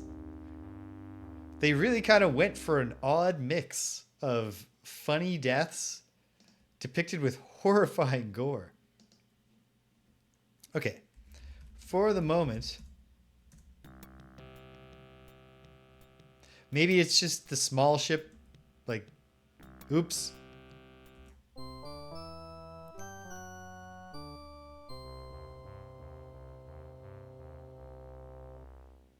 Goodness gracious.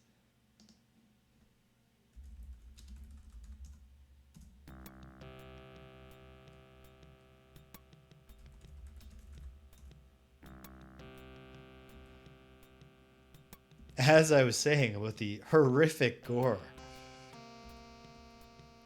And I'm a child of the 90s.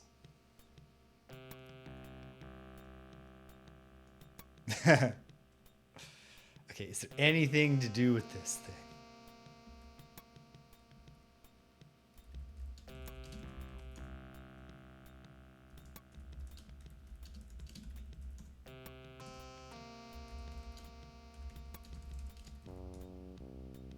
No. Okay, well, perhaps I am soft locking myself because I didn't get an object out of that chip, but let's try moving forward. Okay, engage radar. Engage engines. Take off. I do like these ship controls. Obstruction. Okay. Then go to the weapon system, but let's put our front and back shields. Oh, you can only pick one. Front, then.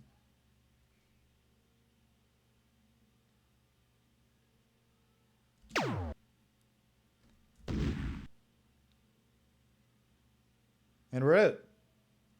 The pressure generated by the desire of the ship's atmosphere to escape the considerably lower pressure of space. Escape to the considerably lower pressure of space causes your ship to be spit out like a watermelon seed. Look at controls. Navigation system. Ooh. This is cool. Scan. Name, planet Ortega. Sector, 82. Habitants, unknown. Volcanic, crater-strewn surface. Resume scan.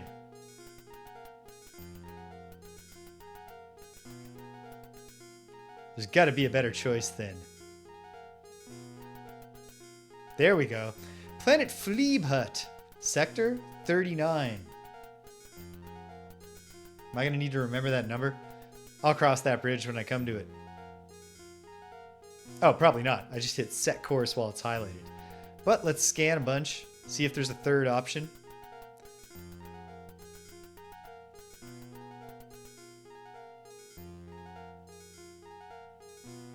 Yeah. I know I've played Monster Bash, but it's not immediately... Is that an Apogee game where you're like shotgunning zombies and stuff in like a side scroller? Well, let's go to the nearby burger joint first.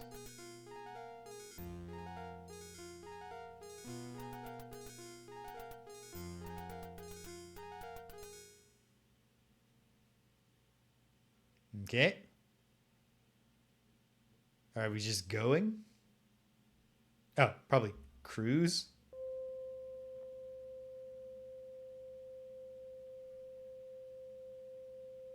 Yes. Oh, I loved Apogee games when I was a kid.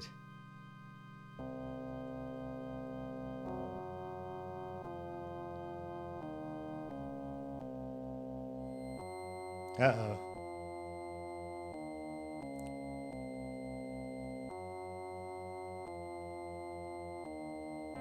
This robot has identified me. Judgment, terminate. Uh-oh.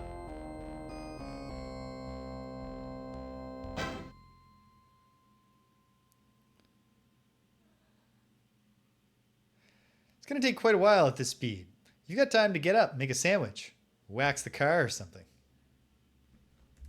Well, hold on. Can I go faster? Oh, let's go to light speed.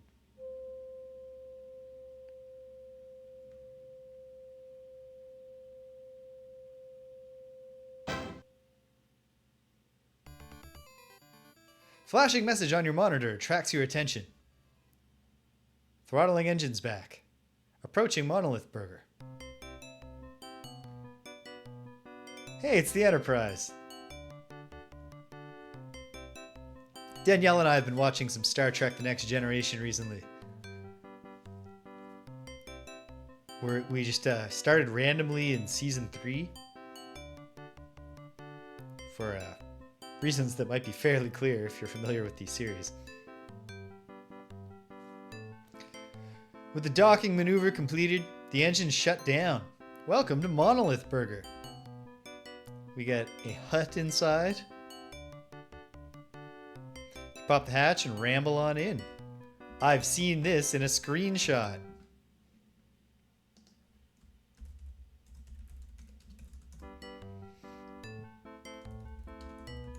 Look around. The decor, like the food, is the same in Monolith Burgers all over the universe. Pardon me. Generic counter clerks are eagerly waiting to help you. Diverse life forms are crowded around the counter, sitting in booths, consuming what can only loosely be termed food.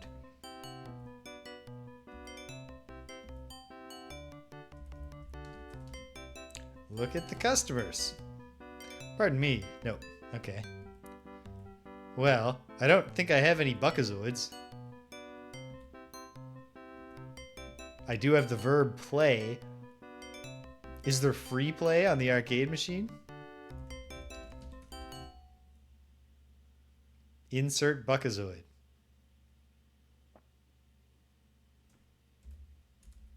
Do I actually secretly have a Buckazoid? You don't even have a buck.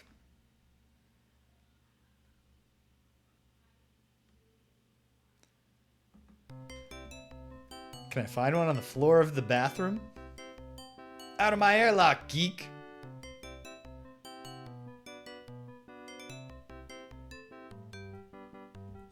Can I go in now?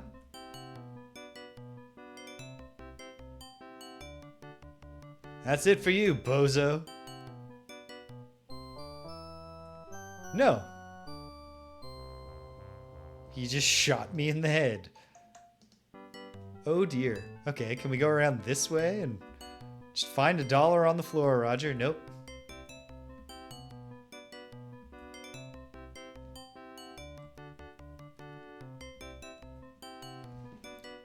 Danielle needs something else. No.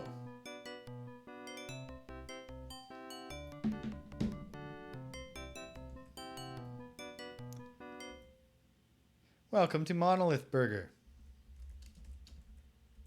Talk to him. I don't have all day, sir, he says in a mock polite tone of voice.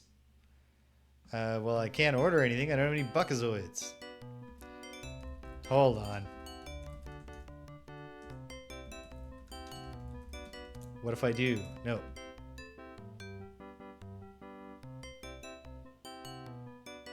Automatically sitting down. That's cool.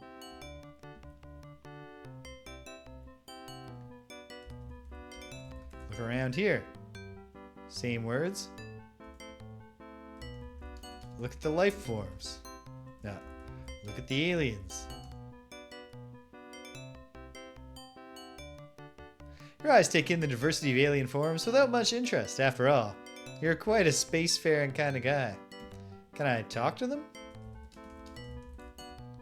Customers have better things to do than talk to a small-brained biped from a hick planet. Jeez, harsh.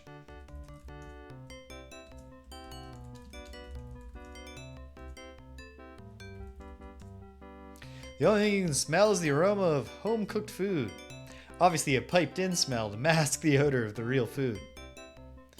What if I get this guy to beat me up once, and then look at him when he comes out? No.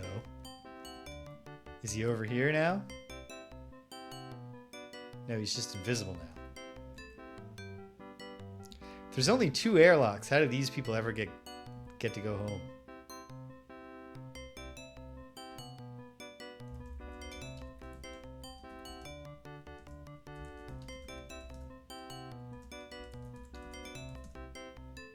Nah, let Mr. Employee of the Week clean it up.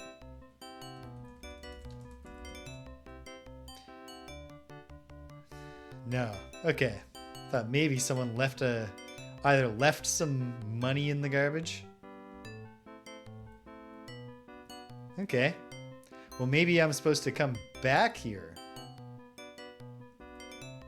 Yeah. How'd they even get here? This place raises more questions than it answers.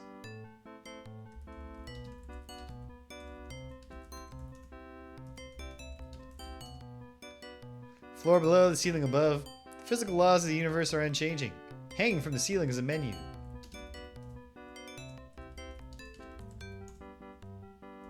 Gotta stand up to look at the menu.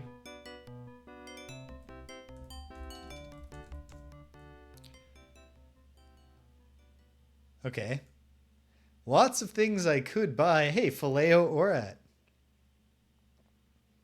I've made filet of orat before. They just have tang. I appreciate that. But I need Buckazoids to do any of that. Are there Buckazoids in the ship?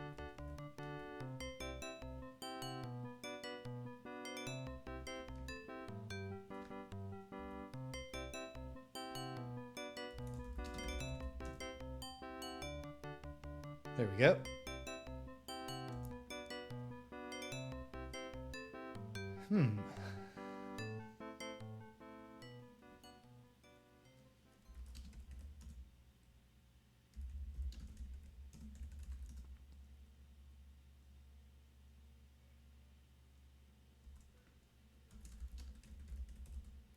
Not seeing any clear indication.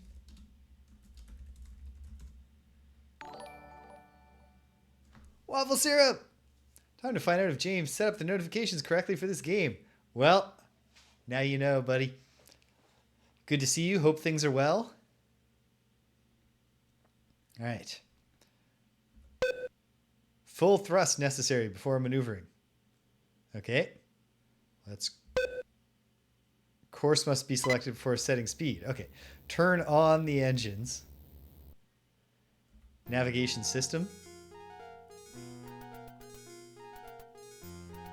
Resume scan. So it goes. I know that feeling from the opposite side of the table, so to speak. Well, maybe we can get some money on planet Phleebhut.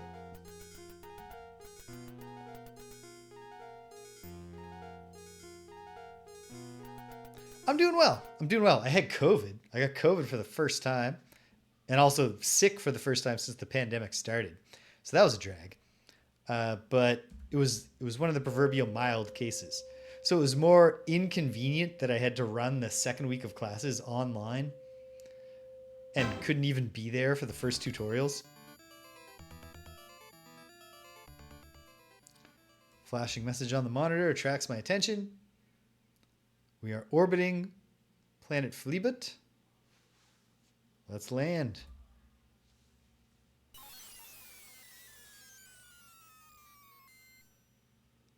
But I've recovered now. Back in business. With a mighty whump, you set the aluminum mallard down on the surface of Phleebhut. I should have realized earlier. I was trying to call aluminum mallard as though that was the name of the pilot. Like the pilot would write his name on the side of the ship. Why do I keep checking my phone messages? It's because I keep thinking maybe Danielle needs something. What a thoughtful guy.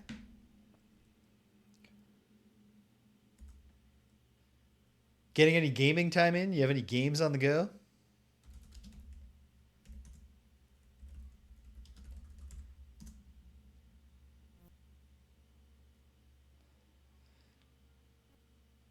As you step out of your ship onto the surface of Phleebhut, you are hit in the face by the harsh winds. Looks like a storm is brewing.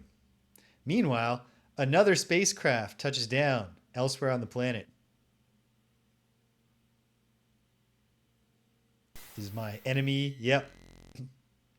Okay. So that robot wants to terminate Roger.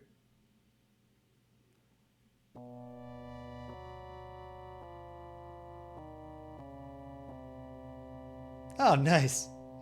I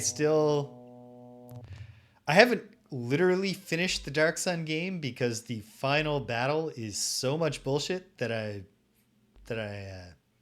flew into a rage and haven't gone back to it. But the next D&D game in the pipeline for me is Baldur's Gate 1. I don't have to wait until I've played all the Baldur's Gate games to play Baldur's Gate 3, but I don't know when I'm going to have the time. I haven't even done the Elden Ring DLC yet.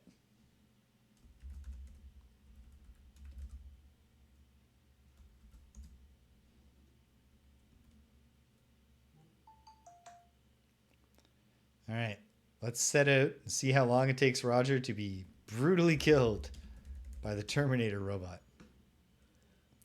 Strange rock formations rise up from the sand dunes. Ooh, Greg's about to run a Pathfinder Kingmaker campaign in real life. Not for public consumption. He's been talking about it for years. I pitched him on the idea. That'd be a fun stream. He was like, James, like sometimes we have to just do things for ourselves. For our own enjoyment. I said, fine. I am have played a wee tiny bit of Baldur's Gate and of Baldur's Gate 2. And in both cases, this was long in the past, got frustrated that it was live, like real-time combat instead of turn-based like Fallout. So I was excited when I first heard Baldur's Gate 3 was going to be made by Larian Studios for exactly that reason. But I'm going to give Baldur's Gate a fair try when I play it. I mean, now that I've played Ultima 7, it's hardly like I could say, you know, this is the worst real-time RPG combat system I've ever seen. All right. Desolate.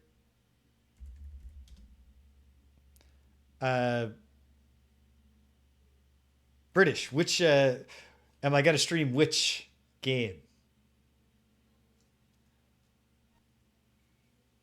If you're asking about Baldur's Gate 1, absolutely. I don't know when. Probably sometime next year.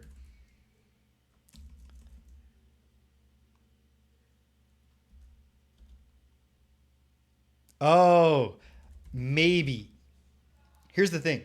More than anything, the reason I've put off getting into Baldur's Gate 3, not just the time allowance, but I really, really enjoyed playing two-player campaigns in the Divinity Original Sin games that Larian made that kind of got them the bag to do Baldur's Gate 3. So I would love to do a campaign with somebody.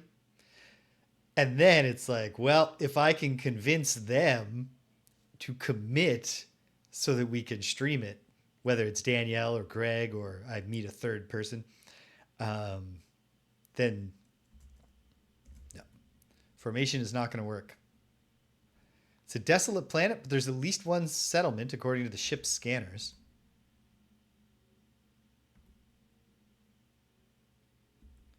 It's real time with pause. And I think knowing that and also having a much, like I had very little familiarity with D&D rules when I was first checking out Baldur's Gate. And to the extent I did, I'd played more 4th edition than I'd played the earlier editions. Yeah. And that's the other thing, though. Like 2 hours a week, we'll be playing Baldur's Gate 3 till we're dead. See several large rocks here. One rock has a large overhang. Almost appears to be a cave. Under the overhang, you see several large pulsating pods. Let's look at those pods. Nope. Well, let's find out how those things kill us. Is it just immediately if I go underneath them? Oh dear.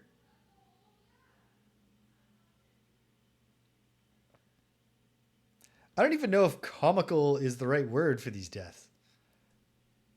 Holy smokes. Yeah, that's a long playthrough. I'm Pod Chow. Thanks for playing Space Quest 3. As usual, you've been a real hoot. Well, I mean, we saw that coming. Woo.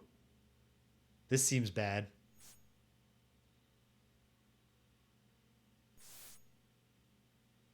What if it's a nice giant space snake?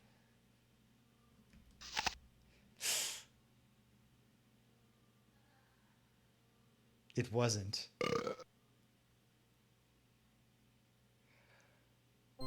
Well, I'm trying to wean myself.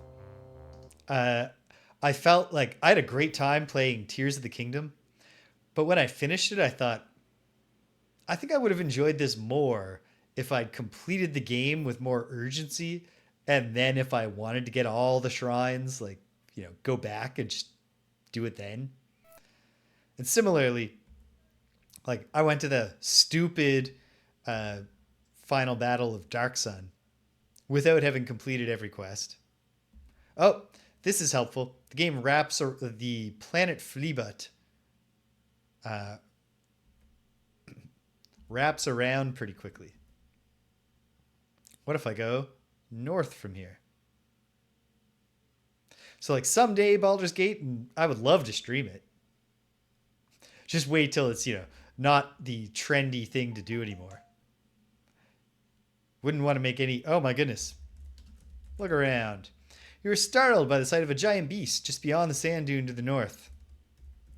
Look at the beast. Your fear turns to curiosity as you realize it's not a real beast, but a mechanical creation. Although it still looks dangerous, you can't decide whether to blast off this rock or inspect further the wonders of Phleebhut. Well, let's go see if the giant mechatronic beast will kill us.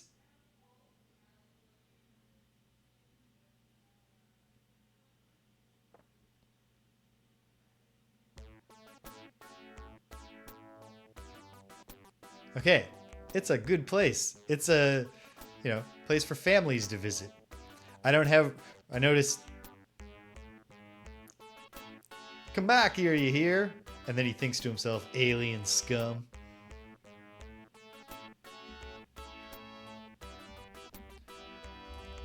Look around. Aha! A tourist trap. This giant metal facsimile of a space beast is nothing more than a cheap marketing ploy designed to suck in any moron dumb enough to fall for such trickery. You suddenly feel like a dumb moron. Look at table? You peer through the glass in the display case, find a cute and cuddly little creature.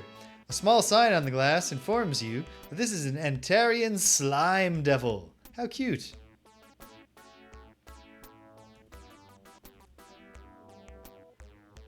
Hi, stranger. My name's Blatz. Fester Blatz. Welcome to World of Wonders. Go ahead, have a look at some of the trendiest items in the known universe. Make the most of your vacation buckazoid. Well, unfortunately, pal, the cast-off refuse of a dozen worlds clings to every available surface of the store. You're astonished at the diversity. You're even more astonished someone would buy this stuff. Talk to Blatz?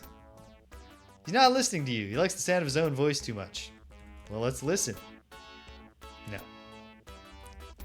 Look at Jar. No. Thanks for stopping by. Hey, looks like that lightning is getting close. Better be careful out there. Roger has bigger problems. So, this is Roger Wilco, the man I have been sent across the universe to track down and terminate. I am not impressed. You are too easy to find. You tend to leave a mess wherever you go. Seems you forgot to pay for that Labionian terror beast mating call whistle. Now, let's see. With interest, that comes to 400,000 buckazoids. I don't think you've got that kind of cash on. Whoop. The good people at the Gipzoid Novelty Co. are most displeased. Non-payment is a serious offense. But lucky for you, I'm in a good mood today. I will count to 10 real slow, then I track you down. If you make it to your ship, I forget I see you. But if I catch you again, I dust you like bunt cake. Well, that's strange, but okay. Weird policy. Look at the sign. Nope. I mean, obviously the sign says something like closed. Can Roger make it back to his ship?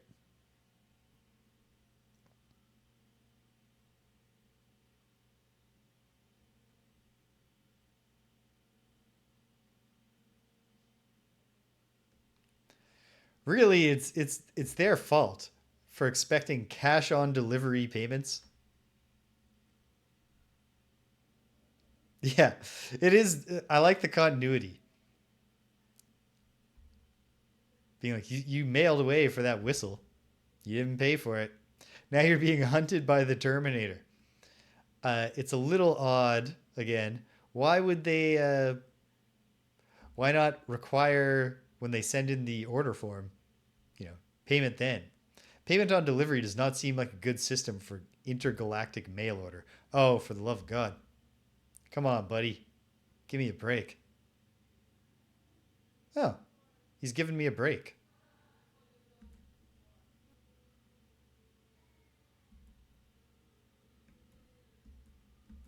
Uh-oh.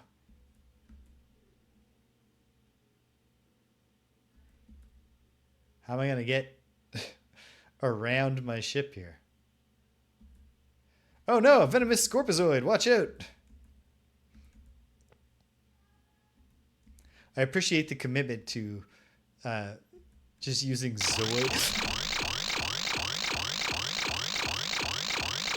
So close.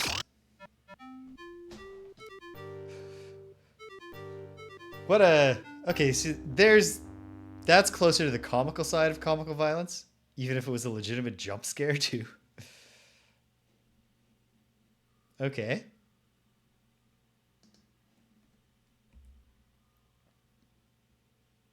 Yeah.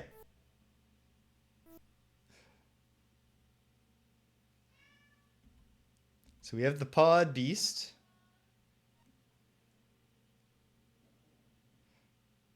Okay, here's a thought. I'm running out of time because we have evening plans.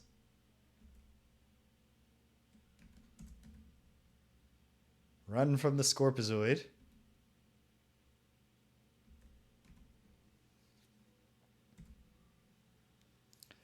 I should keep on exploring the surface of the planet. But also, is there any possibility of baiting the... Probably not. Oh, dear. Hey, Abra, you're right. Oh, dear. We're quite late for lunch. Hang tight, gang. I'll be right back with you.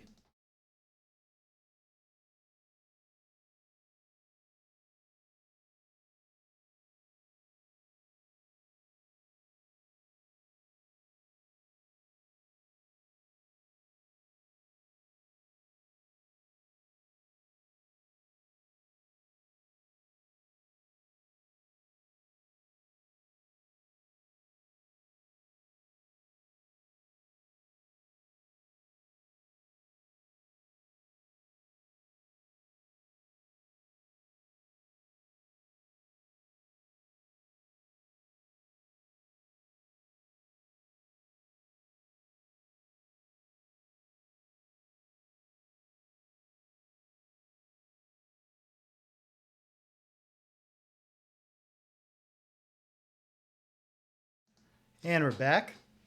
Abra must have been having a good nap because we're quite a ways past lunchtime. And she only just came to demand lunch. I like the different animation for Roger struggling with the dunes. Is it different? Or are they just managing to suggest difference with the kicking up sand part?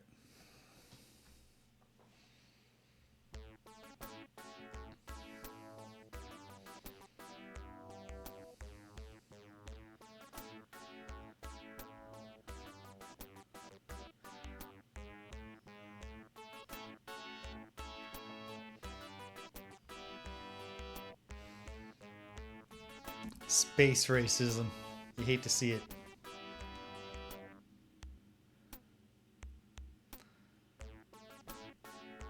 Hey, Fester Blatz. I'm really just here to leave and see if I trigger the same Terminator scene.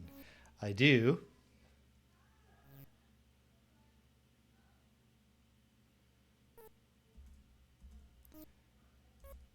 Oh, I should have finished reading the one that I didn't read before.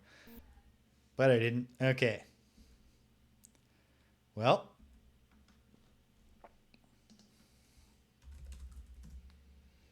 Let's see. Can Roger make it to the pods and bait the Terminator into being killed? Probably not. But you never know. So you might as well try.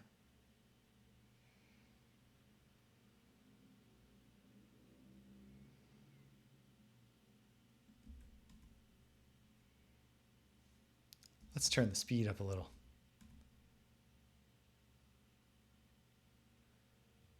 There's the footsteps. Gotta be on guard against being terrified by jump scares.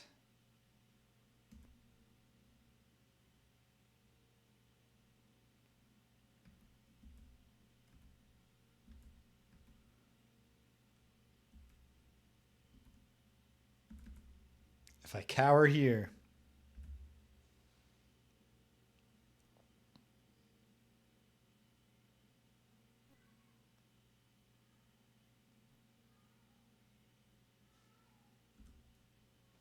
I've got nothing but the glowing gem that doesn't glow. Seems counterintuitive to go to the volcano planet this early. I might have missed something at the not McDonald's. Monoliths.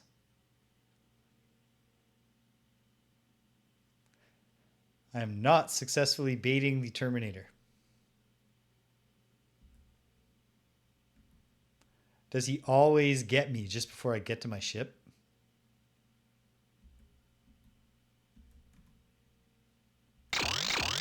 Sure does. So two possibilities. One, there's something I can do. And two, there's nothing I can do. Let's explore more. Look around. See sand, mountains in the distance, and a sign. Look at the sign. Yes, that's a... Read the sign. Read the sign. Just ahead, visit the Mog Memorial and the galaxy-famous World of Wonders. There's the Terminator, who might also just get me at random. Large flat expanse, mountains to the north. We'll try going to the north next.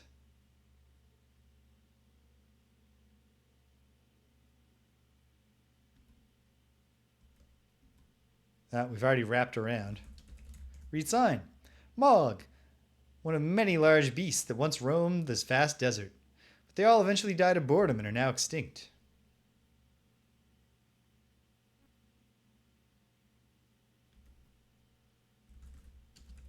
Read sign. See Phleebhut from Mog's Head, entrance free. Entrance free. Sorry, temporarily closed for repair. So this seems unwise, but...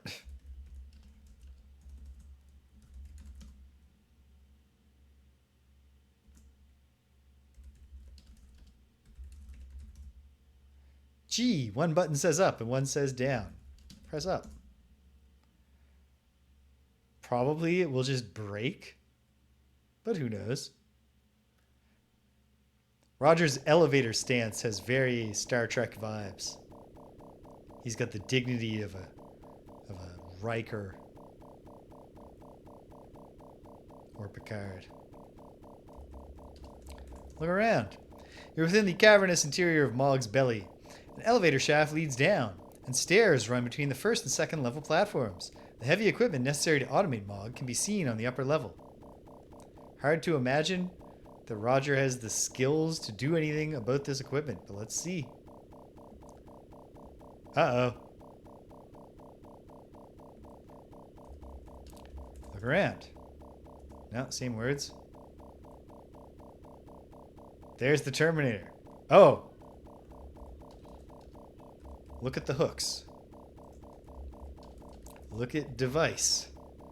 Large electric motor providing power for Mog's automation hums noisily away on the second level platform. I see you, Wilco. Grab the hook. Doesn't seem to be available.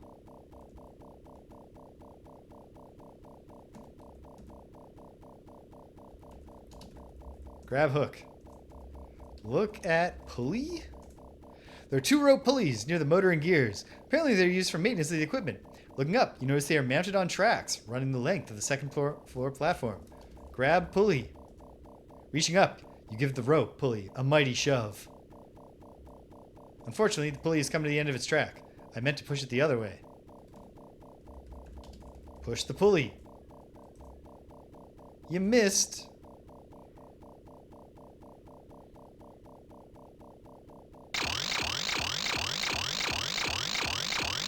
However,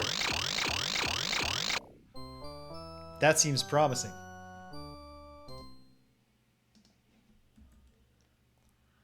Okay, gotta wrap up fairly soon. But it would be great if we could figure something out here. Which we might be able to. Oh, come on, Scorpion. Give me a break, dude. Hey, he gave me a break.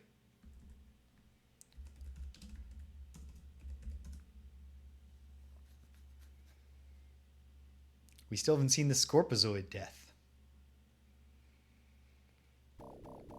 A shot of Roger's horrible, bloated, dead face.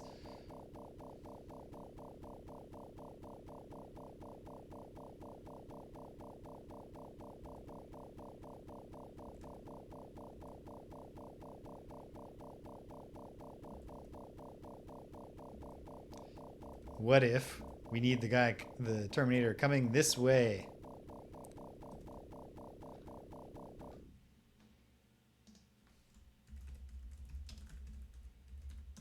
This might not be possible, so... I see you, Wilco.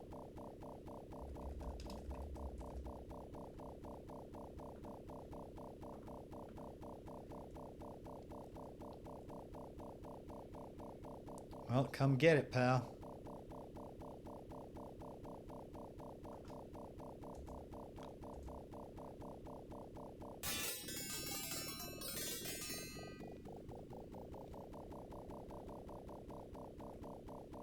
Feel good about that?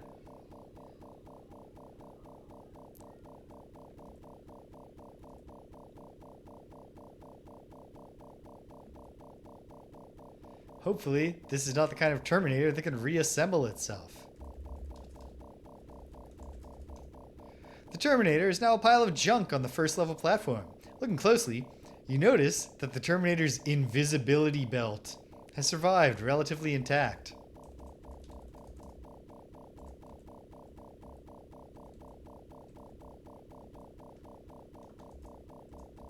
Oh, come on.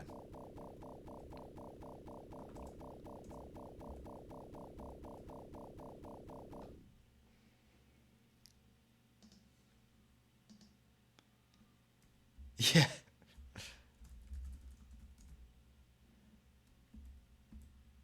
And then here's... Okay. Please don't come to kill me.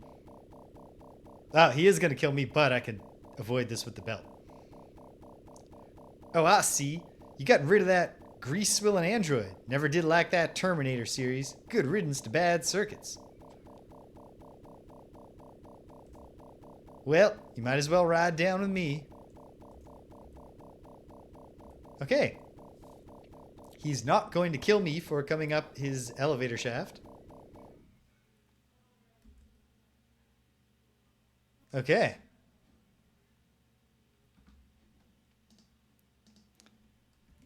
Okay. Well, that was a satisfying puzzle.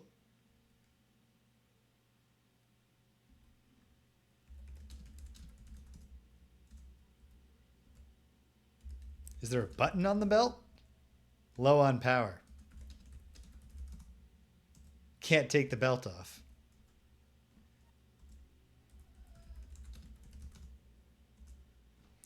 Should go back to before I put it on. Oh. Welcome here, Mom. You wound up, you've arrived very late. So, there it is. Okay. Looks cool.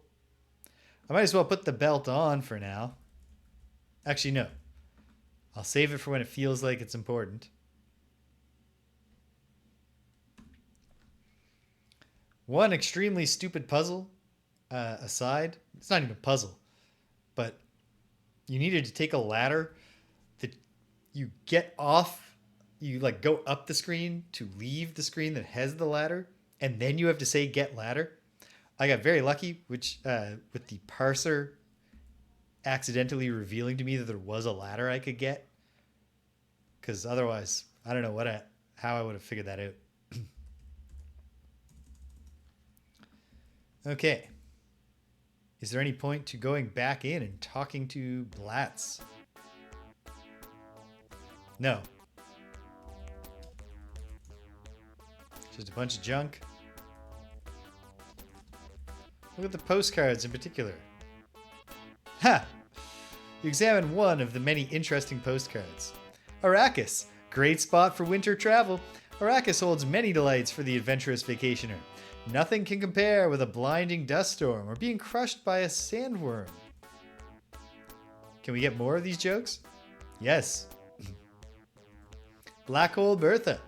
Like a giant interstellar vacuum, Black Hole Bertha comes sweeping through the galaxy.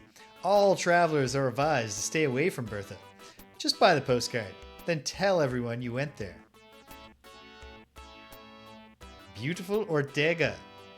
This is one of the planets we actually go to.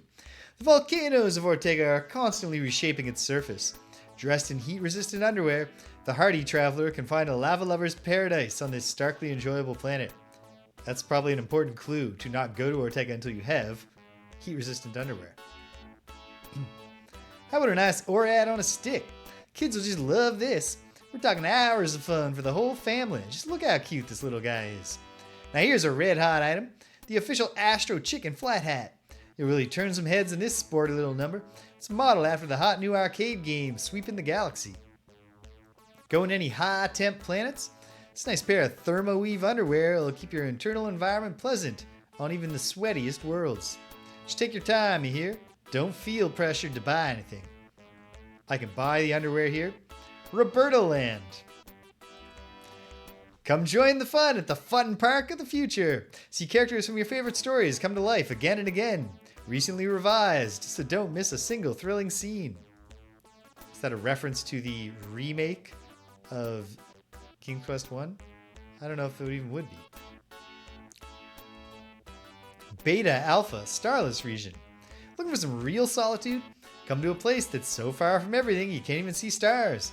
Mind-numbing boredom greets you as you drift aimlessly through nothing. A must for the brain dead. Wish you were here instead of me. Acheron. The friendly creatures of Acheron are a delight for young and old alike. Tame enough to come right up and caress you, yet wild enough to slash you to shreds if provoked. And we've looped. Okay. Trade gem for underwear? My, that certainly is one fine hunk of Orium. Take it off your hands for 350 buckazoids. What do you say?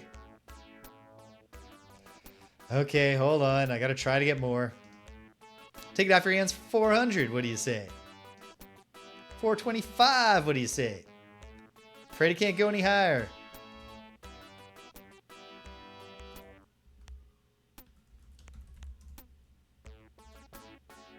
$100. Okay. We have to go back.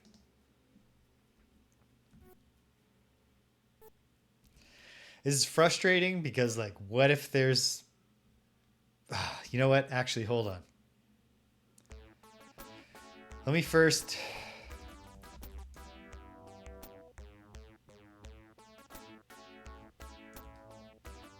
No.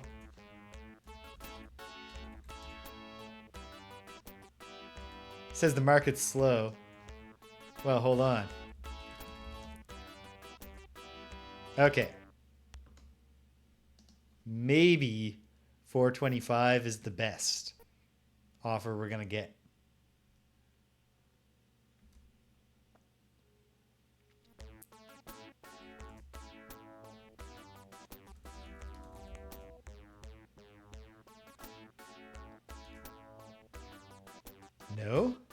No. Yes. I did get points.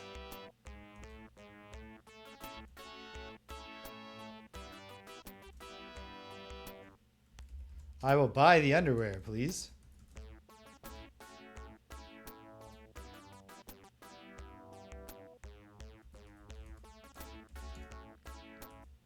And then I'll leave.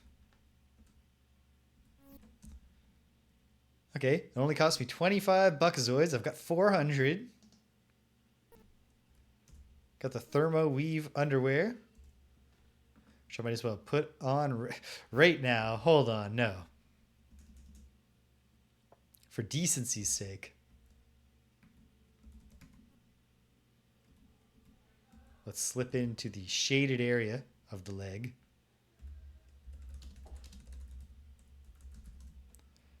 Okay, no. Do it when I get back to the ship. That's the most privacy we can achieve. Okay. Maybe...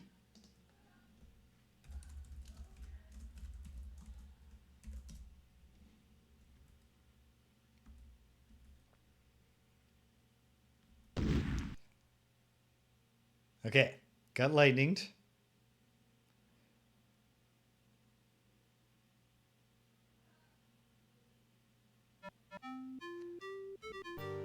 Closer to the comic side of comic violence.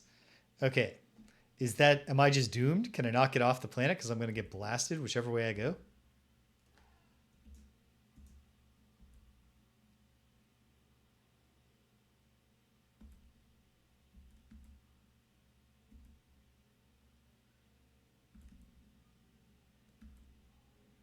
Or can I make it back to my ship?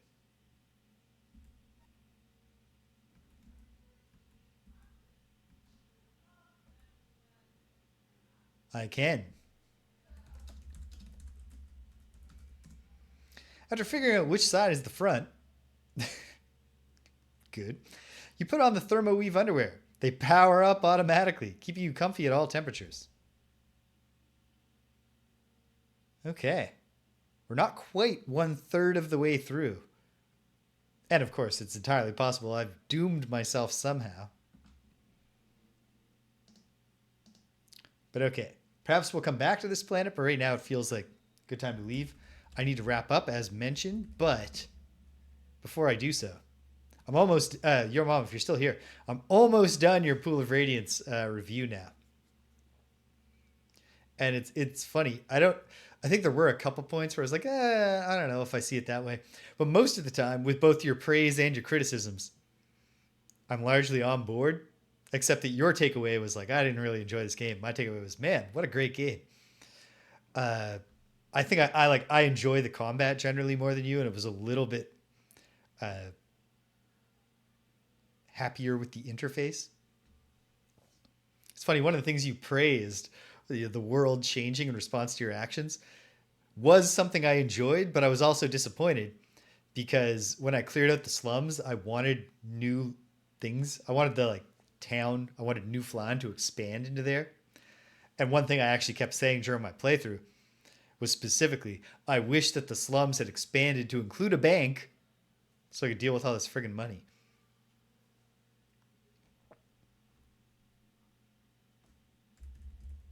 Well, we got some money.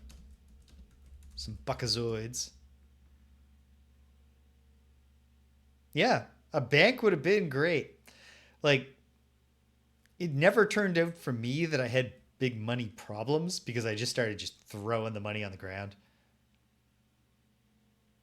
I bet they do. Another thing I did kind of I cringed for you a little bit with your commitment to playing all of them because I think some things that you did not like are just never going to change. I know the economies never, from what I read, get working. And that's largely one of those, being faithful to the base rules, but the base rules of Advanced Dungeons and Dragons and Second Edition just don't have functional economies. There's a 2-part guest post somebody wrote for the CRPG Addict blog explaining in great detail why the economy and the treasure tables of Dungeons and Dragons were and are broken. Okay.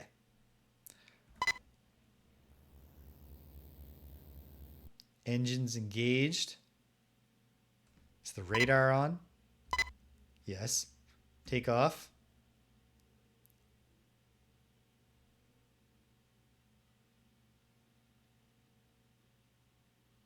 Ooh. Flight of the Amazon Queen. I don't think I've ever even heard of that.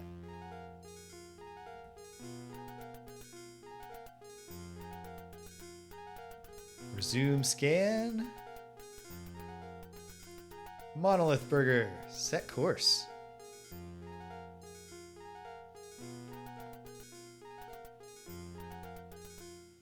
Oh, cool. Yeah, have legitimately never heard of it. Is it contemporary or is it a classic? If it's contemporary, it's probably okay. Further along than most of the adventure games I've played, but not all of them.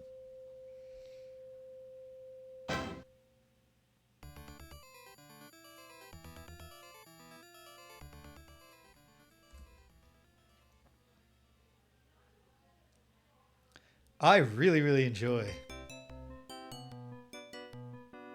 It's super simple, but just the space console interface, it's fun. I assume we're going to get into a space battle at some point. Perhaps with the space pirates of Pestulon. Oh, no, don't sit down, Roger.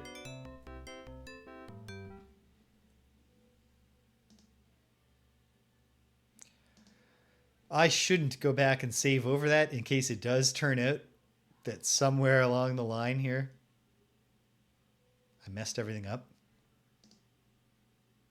So I'll just keep the underwear save as the current one for now. Can I get into this guy's ship wearing the invisibility belt? Worth trying before I leave, but first, play a game.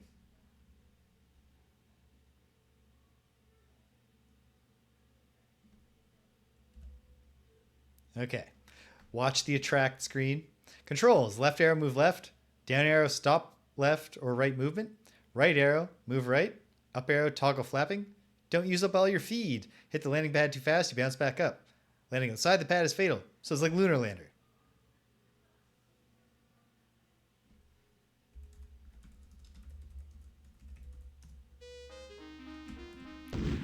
Holy smokes.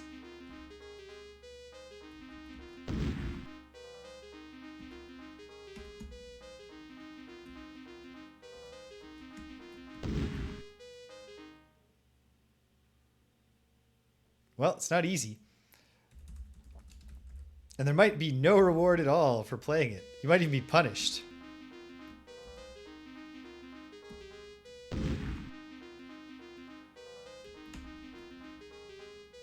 What the hell was that? Astro Chicken? I did it!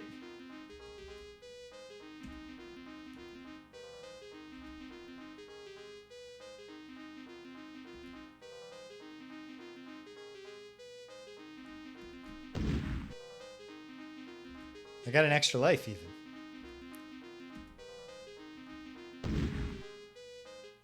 What's with that barrel roll? Oh, I did get points, didn't I?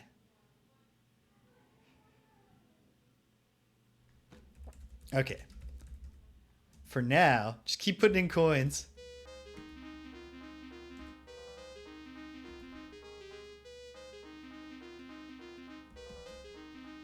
This seems like an improbable reason to succeed at the game.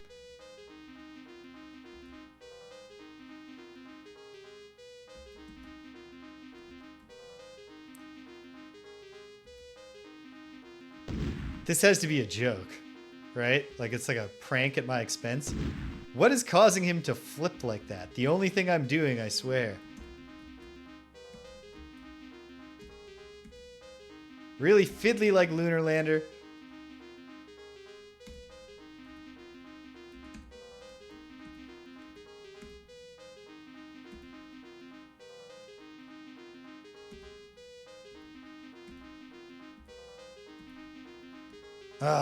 Okay. It's if you have any kind of left or right momentum when you hit the pad, he does a barrel roll. This feels like it's actually a dead-end trap. But yeah, maybe I could just... Feels like this is a gag at the player's expense.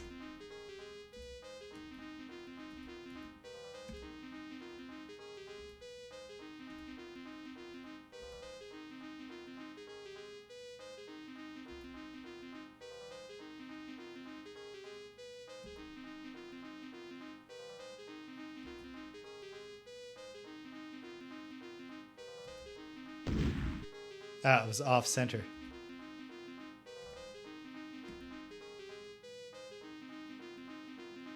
Okay, I've stopped gaining points.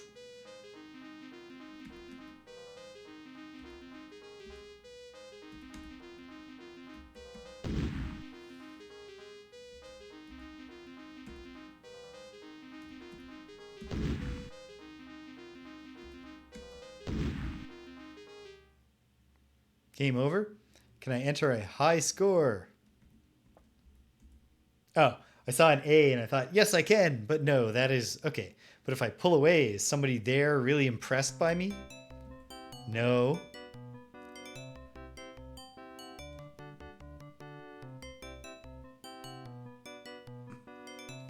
Okay, here's a case where I will immediately appeal to the folks in the know. Can anybody tell me, did I just make the game unwinnable by spending those Buckazoids?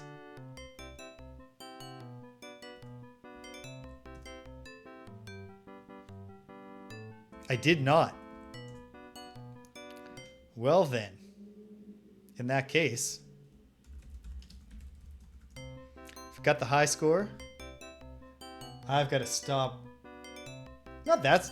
I don't have to shower or anything. We don't have to go for like 45 minutes. I can go a little bit longer. I recognize that this is a dangerous road to talk myself into going down. Alright, let's see if I can put on the belt, turn on the belt,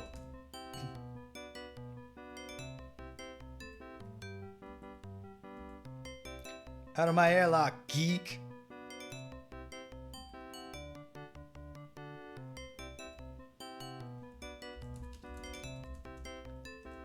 Okay, this is probably not the answer.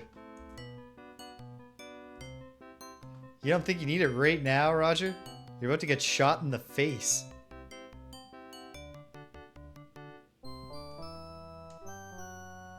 Oh, wow. At the same time, Roger's getting his brains blown out.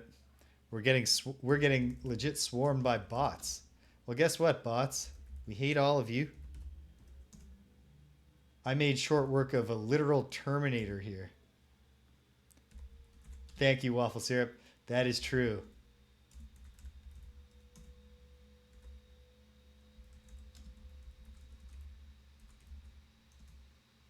Boom. All right. Wielding the ban hammer like I was Thor himself. Okay. Obviously, I can also buy food, but I think I need to find out.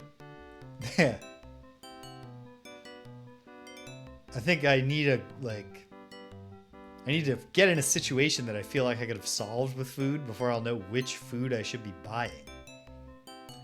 So, with the little time remaining to me, let's go to the volcanic planet.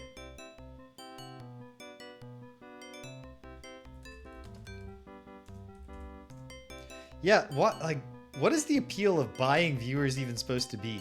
Like, how much return can anybody be getting on this bot scam where you claim you'll sell viewers? I mean, it's one of those things for the scam, you know, it works on a very small portion of very unfortunate people who we should probably feel bad for. Oh, that makes sense. Right, of course. Of course. Even it brings us back to the same question of who's falling for this, who's clicking that link, who thinks like, yes, I want to pay people to watch me on Twitch, who are obviously not real people. I guess some people want to, like, you know, they think I'll get my follower count high enough. Oh, engines, navigation system, scan. Resume scan. Set a course. Course locked. Take us to light speed.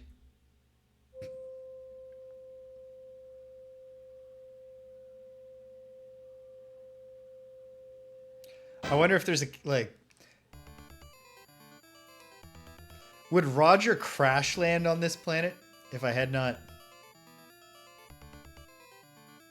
Ooh, maybe it does. So there might be a cynical thing there. But I guess the other thing to say to that, though, is that, like, if you can't attract the viewer base in the first place, like, is your stream going to appeal to people when you algorithmically inject yourself? I remember when I first started streaming, a young man, followed me and was a nice audience member. I liked having him around, but he was also breaking out as a stream, trying to get started as a streamer. So I'd pop into his streams occasionally. And when he was doing games and stuff, like, it wasn't the most exciting thing. And he would say, like, he said in my chat, like, just, I think, he was like, I can't do the thing you do where you're just always talking. Like, I can't think of things to say and stuff like that. And then at one point he decided to grow his channel by like just showing copyrighted material, like having a TV station to build his follower account to then get them to watch his streams. And he got banned from Twitch because you're not allowed to do that. But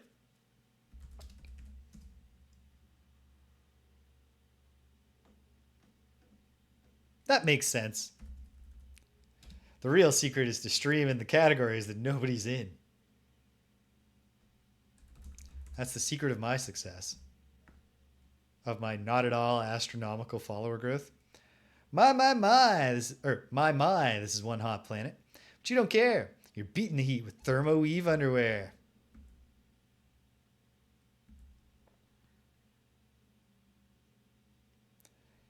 Yeah, that's what I usually do. Sometimes I go with the retro for like I did Wizardry Gaiden 4 in the retro because there was like nobody there. Like nobody was following it. But yeah, there's definitely more competition too. Generally, whenever the game is of any note, I just go in the game category. Yeah, Thedev, I had to go wild. I was just smashing folks with the banhammer. The planet Ortega is truly a lava lover's paradise. Volcanic activity constantly reshapes its surface. That's again a wrong form. That is the contraction it is, not the possessive form of the pronoun it. So if you have any maps older than last week, throw them out. Well, I don't, so we're okay there. Look around. Same words.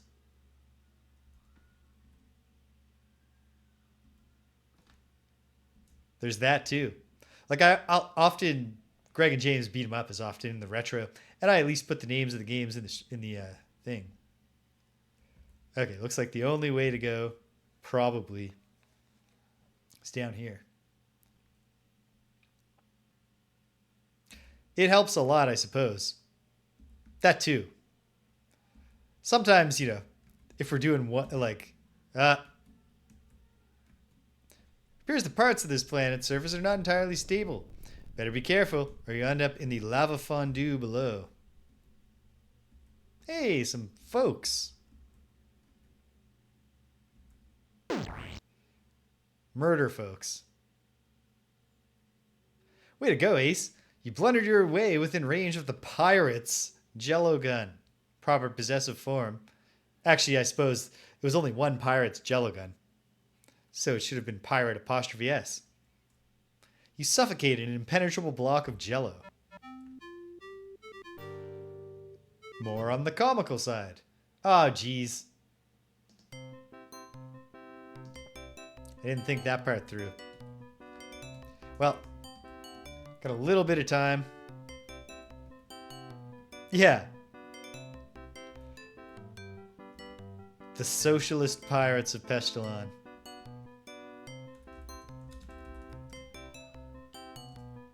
Checking if it accepts the verb board instead of just enter. It does.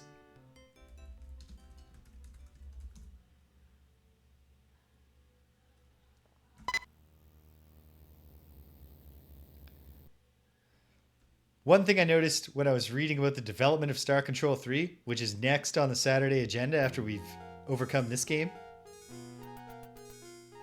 that is exactly the time that you're here for, Stimpinski.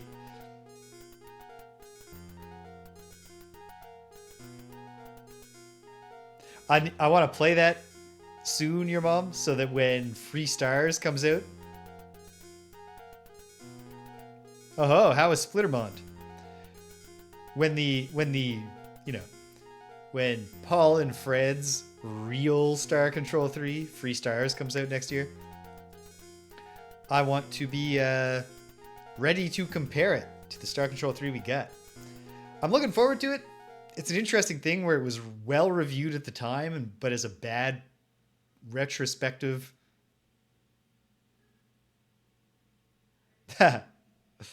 It's poorly regarded retrospectively, but was well regarded when it came out. I'm sure it's not bad. I very much doubt that it's bad. I'm very much willing to believe that it doesn't have that Star Control 2, je ne sais quoi. And also, ooh, was it actually a small giant, Stimpinski, or were you just using that humorously? Light speed.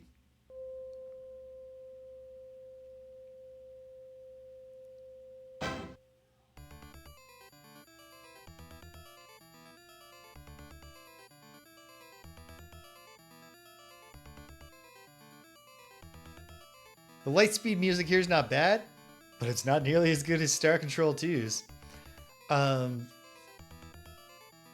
Yeah, one thing I did notice in the description of the development was it was like the new development team, because it was not made by Toys with Bob or Paul and Fred.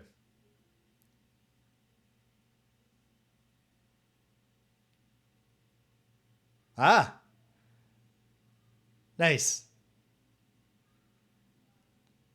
Now all you're missing is a regular sized dude.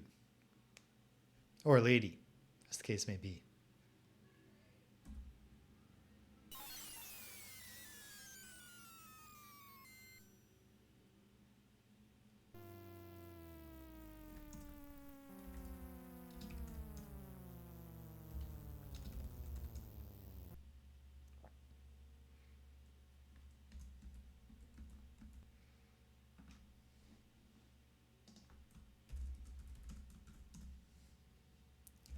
Back to regular speed. All right. Let's go over this way again, but this time let's not get immediately killed. That's the strategy we're going to try. Yeah, the thing I read about the development was they were looking for ways to improve it, and they apparently, available data said that players loved Star Control 2, but hated the tedium of resource gathering and planetary exploration, and hated having to constantly go back to Earth. So players loved Star Control 2, but according to their data, what they did not love was the core gameplay loop of Star Control 2.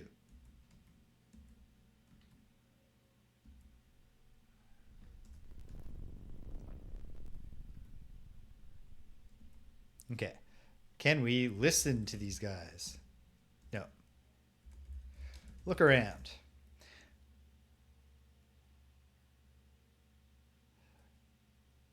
It's a real problem. To the extent that I've gotten much better at being at peace with mortality over the past 18 years of my life, or slightly more, 19, 20 years. My worst times dealing with the whole being mortal thing was right after my grandmother died, was when I was 18. But I have, to the extent that I have existential angst now, it's just when I stop and think of all the films that I would like to watch and the TV shows I'd like to watch and the books I'd like to read and the games I'd like to play. And I think like, well, not getting through most of those lists.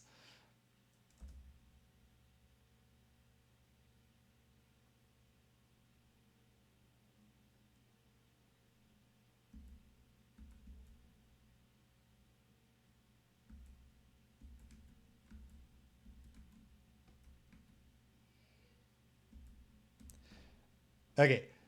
I can hear Danielle calling me. She would definitely like me to wrap up. Hold on one second. I'm going to tell her that I'm wrapping up momentarily. Oh, good. These guys are leaving. I'll be right back, gang.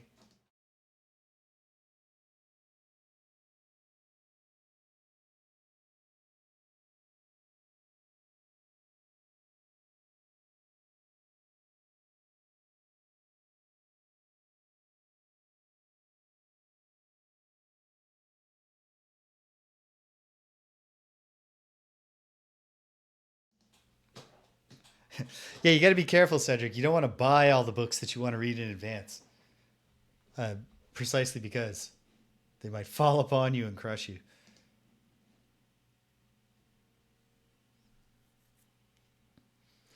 But yeah, I don't know. Jeez. Maybe next year when I turn 40, I will just have. I'll get my ADHD medication dose like doubled and just become a speed reader and try to start dealing with this.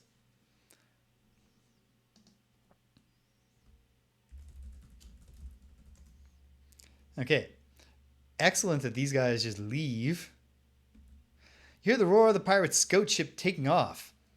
The ship streaks across the sky to an unknown destination. Great stuff. Look around. Oh, are you kidding me? We can't look at this specific scene?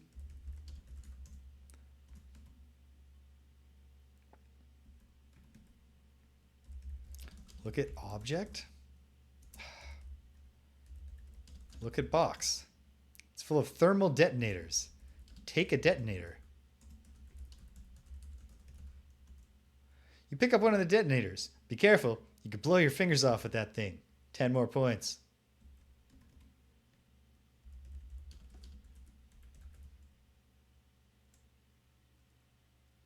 My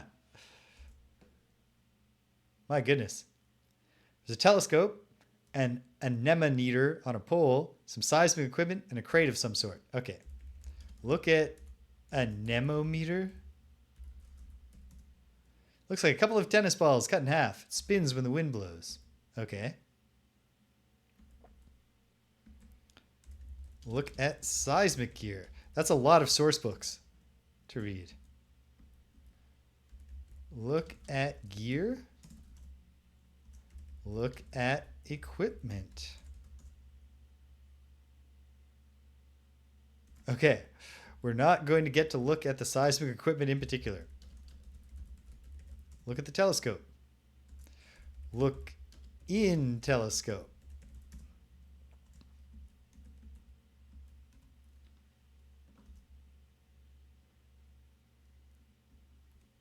Okay. What is that thing anyway? Maybe it's a TV transmitter, beaming game shows and championship wrestling to all corners of the globe. Perhaps. Okay. Hey, I got 10 points just for looking.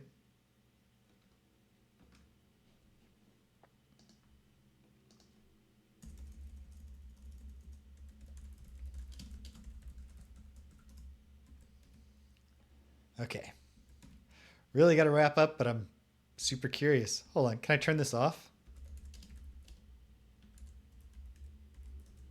Turn off the anemometer? No. Is there a button I can press? No. You can't.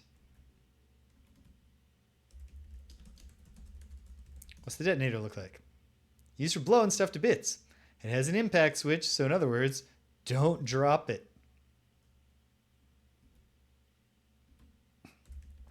Look around. Find yourself at the base of a seemingly extinct volcano. Can we get a hilarious volcano death here?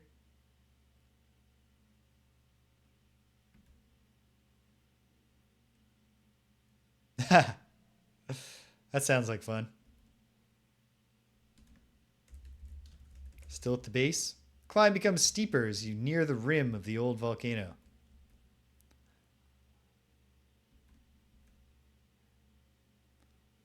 You reach the rim of the decayed cinder cone and are overwhelmed by the sight. An impressive machine of staggering size sits in the middle of the volcanic crater. Oh, so no one can be truly eliminated. Look at device. It's pointing into the Ortegian sky. Pulsating circular energy fields are being emitted into space.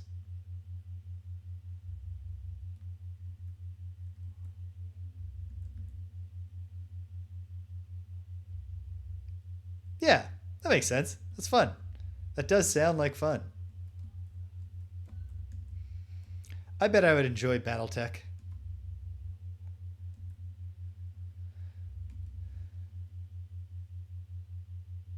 This probably isn't going to just, can't be so easy, but let's try.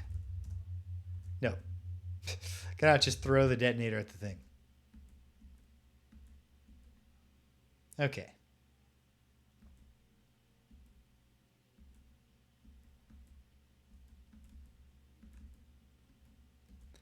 Let's see if I can find another screen to explore or get Roger killed. I mean, I certainly can get Roger killed. We know that's possible in a range of horrifying ways.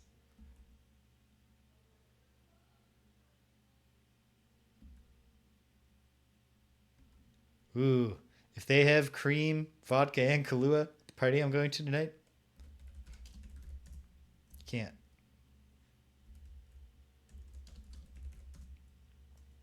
Yeah, okay. When I go back, will the pirates be back and they zap me? Nope.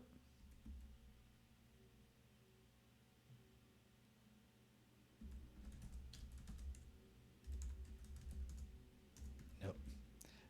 Not as simple as just sabotaging their equipment. Or maybe it is, but I need to type the word sabotage equipment. Can I go to the right from here? Yes, but... Oh, neat. Doesn't seem helpful to be here.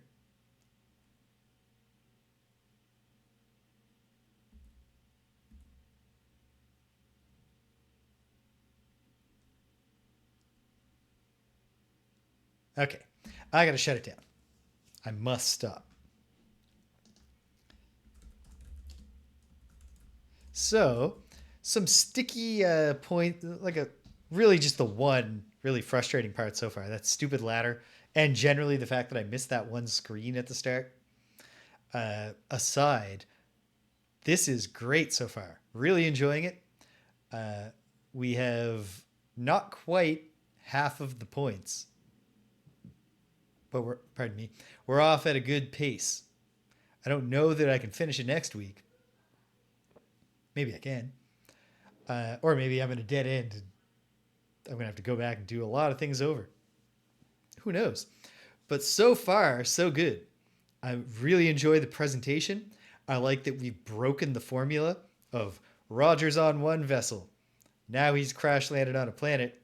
Now he's got off the planet and he's on the enemy's vessel. We have a whole new structure. I like the spaceship controls. I like the graphics. I really like the sound, the music. I'm fascinated to find out why. Are they just arbitrary points for playing that game? Or at some point is Roger going to pull off some heroic piloting because of the practice he got landing that chicken? Lots to think about. Lots to discover. Lots to explore. And I'm looking forward to all of it. So yeah. Okay. What's coming up? Tomorrow, we're back in the Serpent Isle. I don't know exactly what time.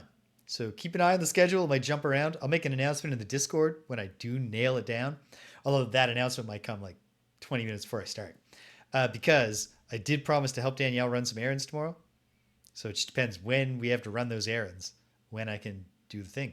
But we're going to finally, after about a month and a bit of hiatus, pick things up with Ultima 7 Part 2 Serpent Isle.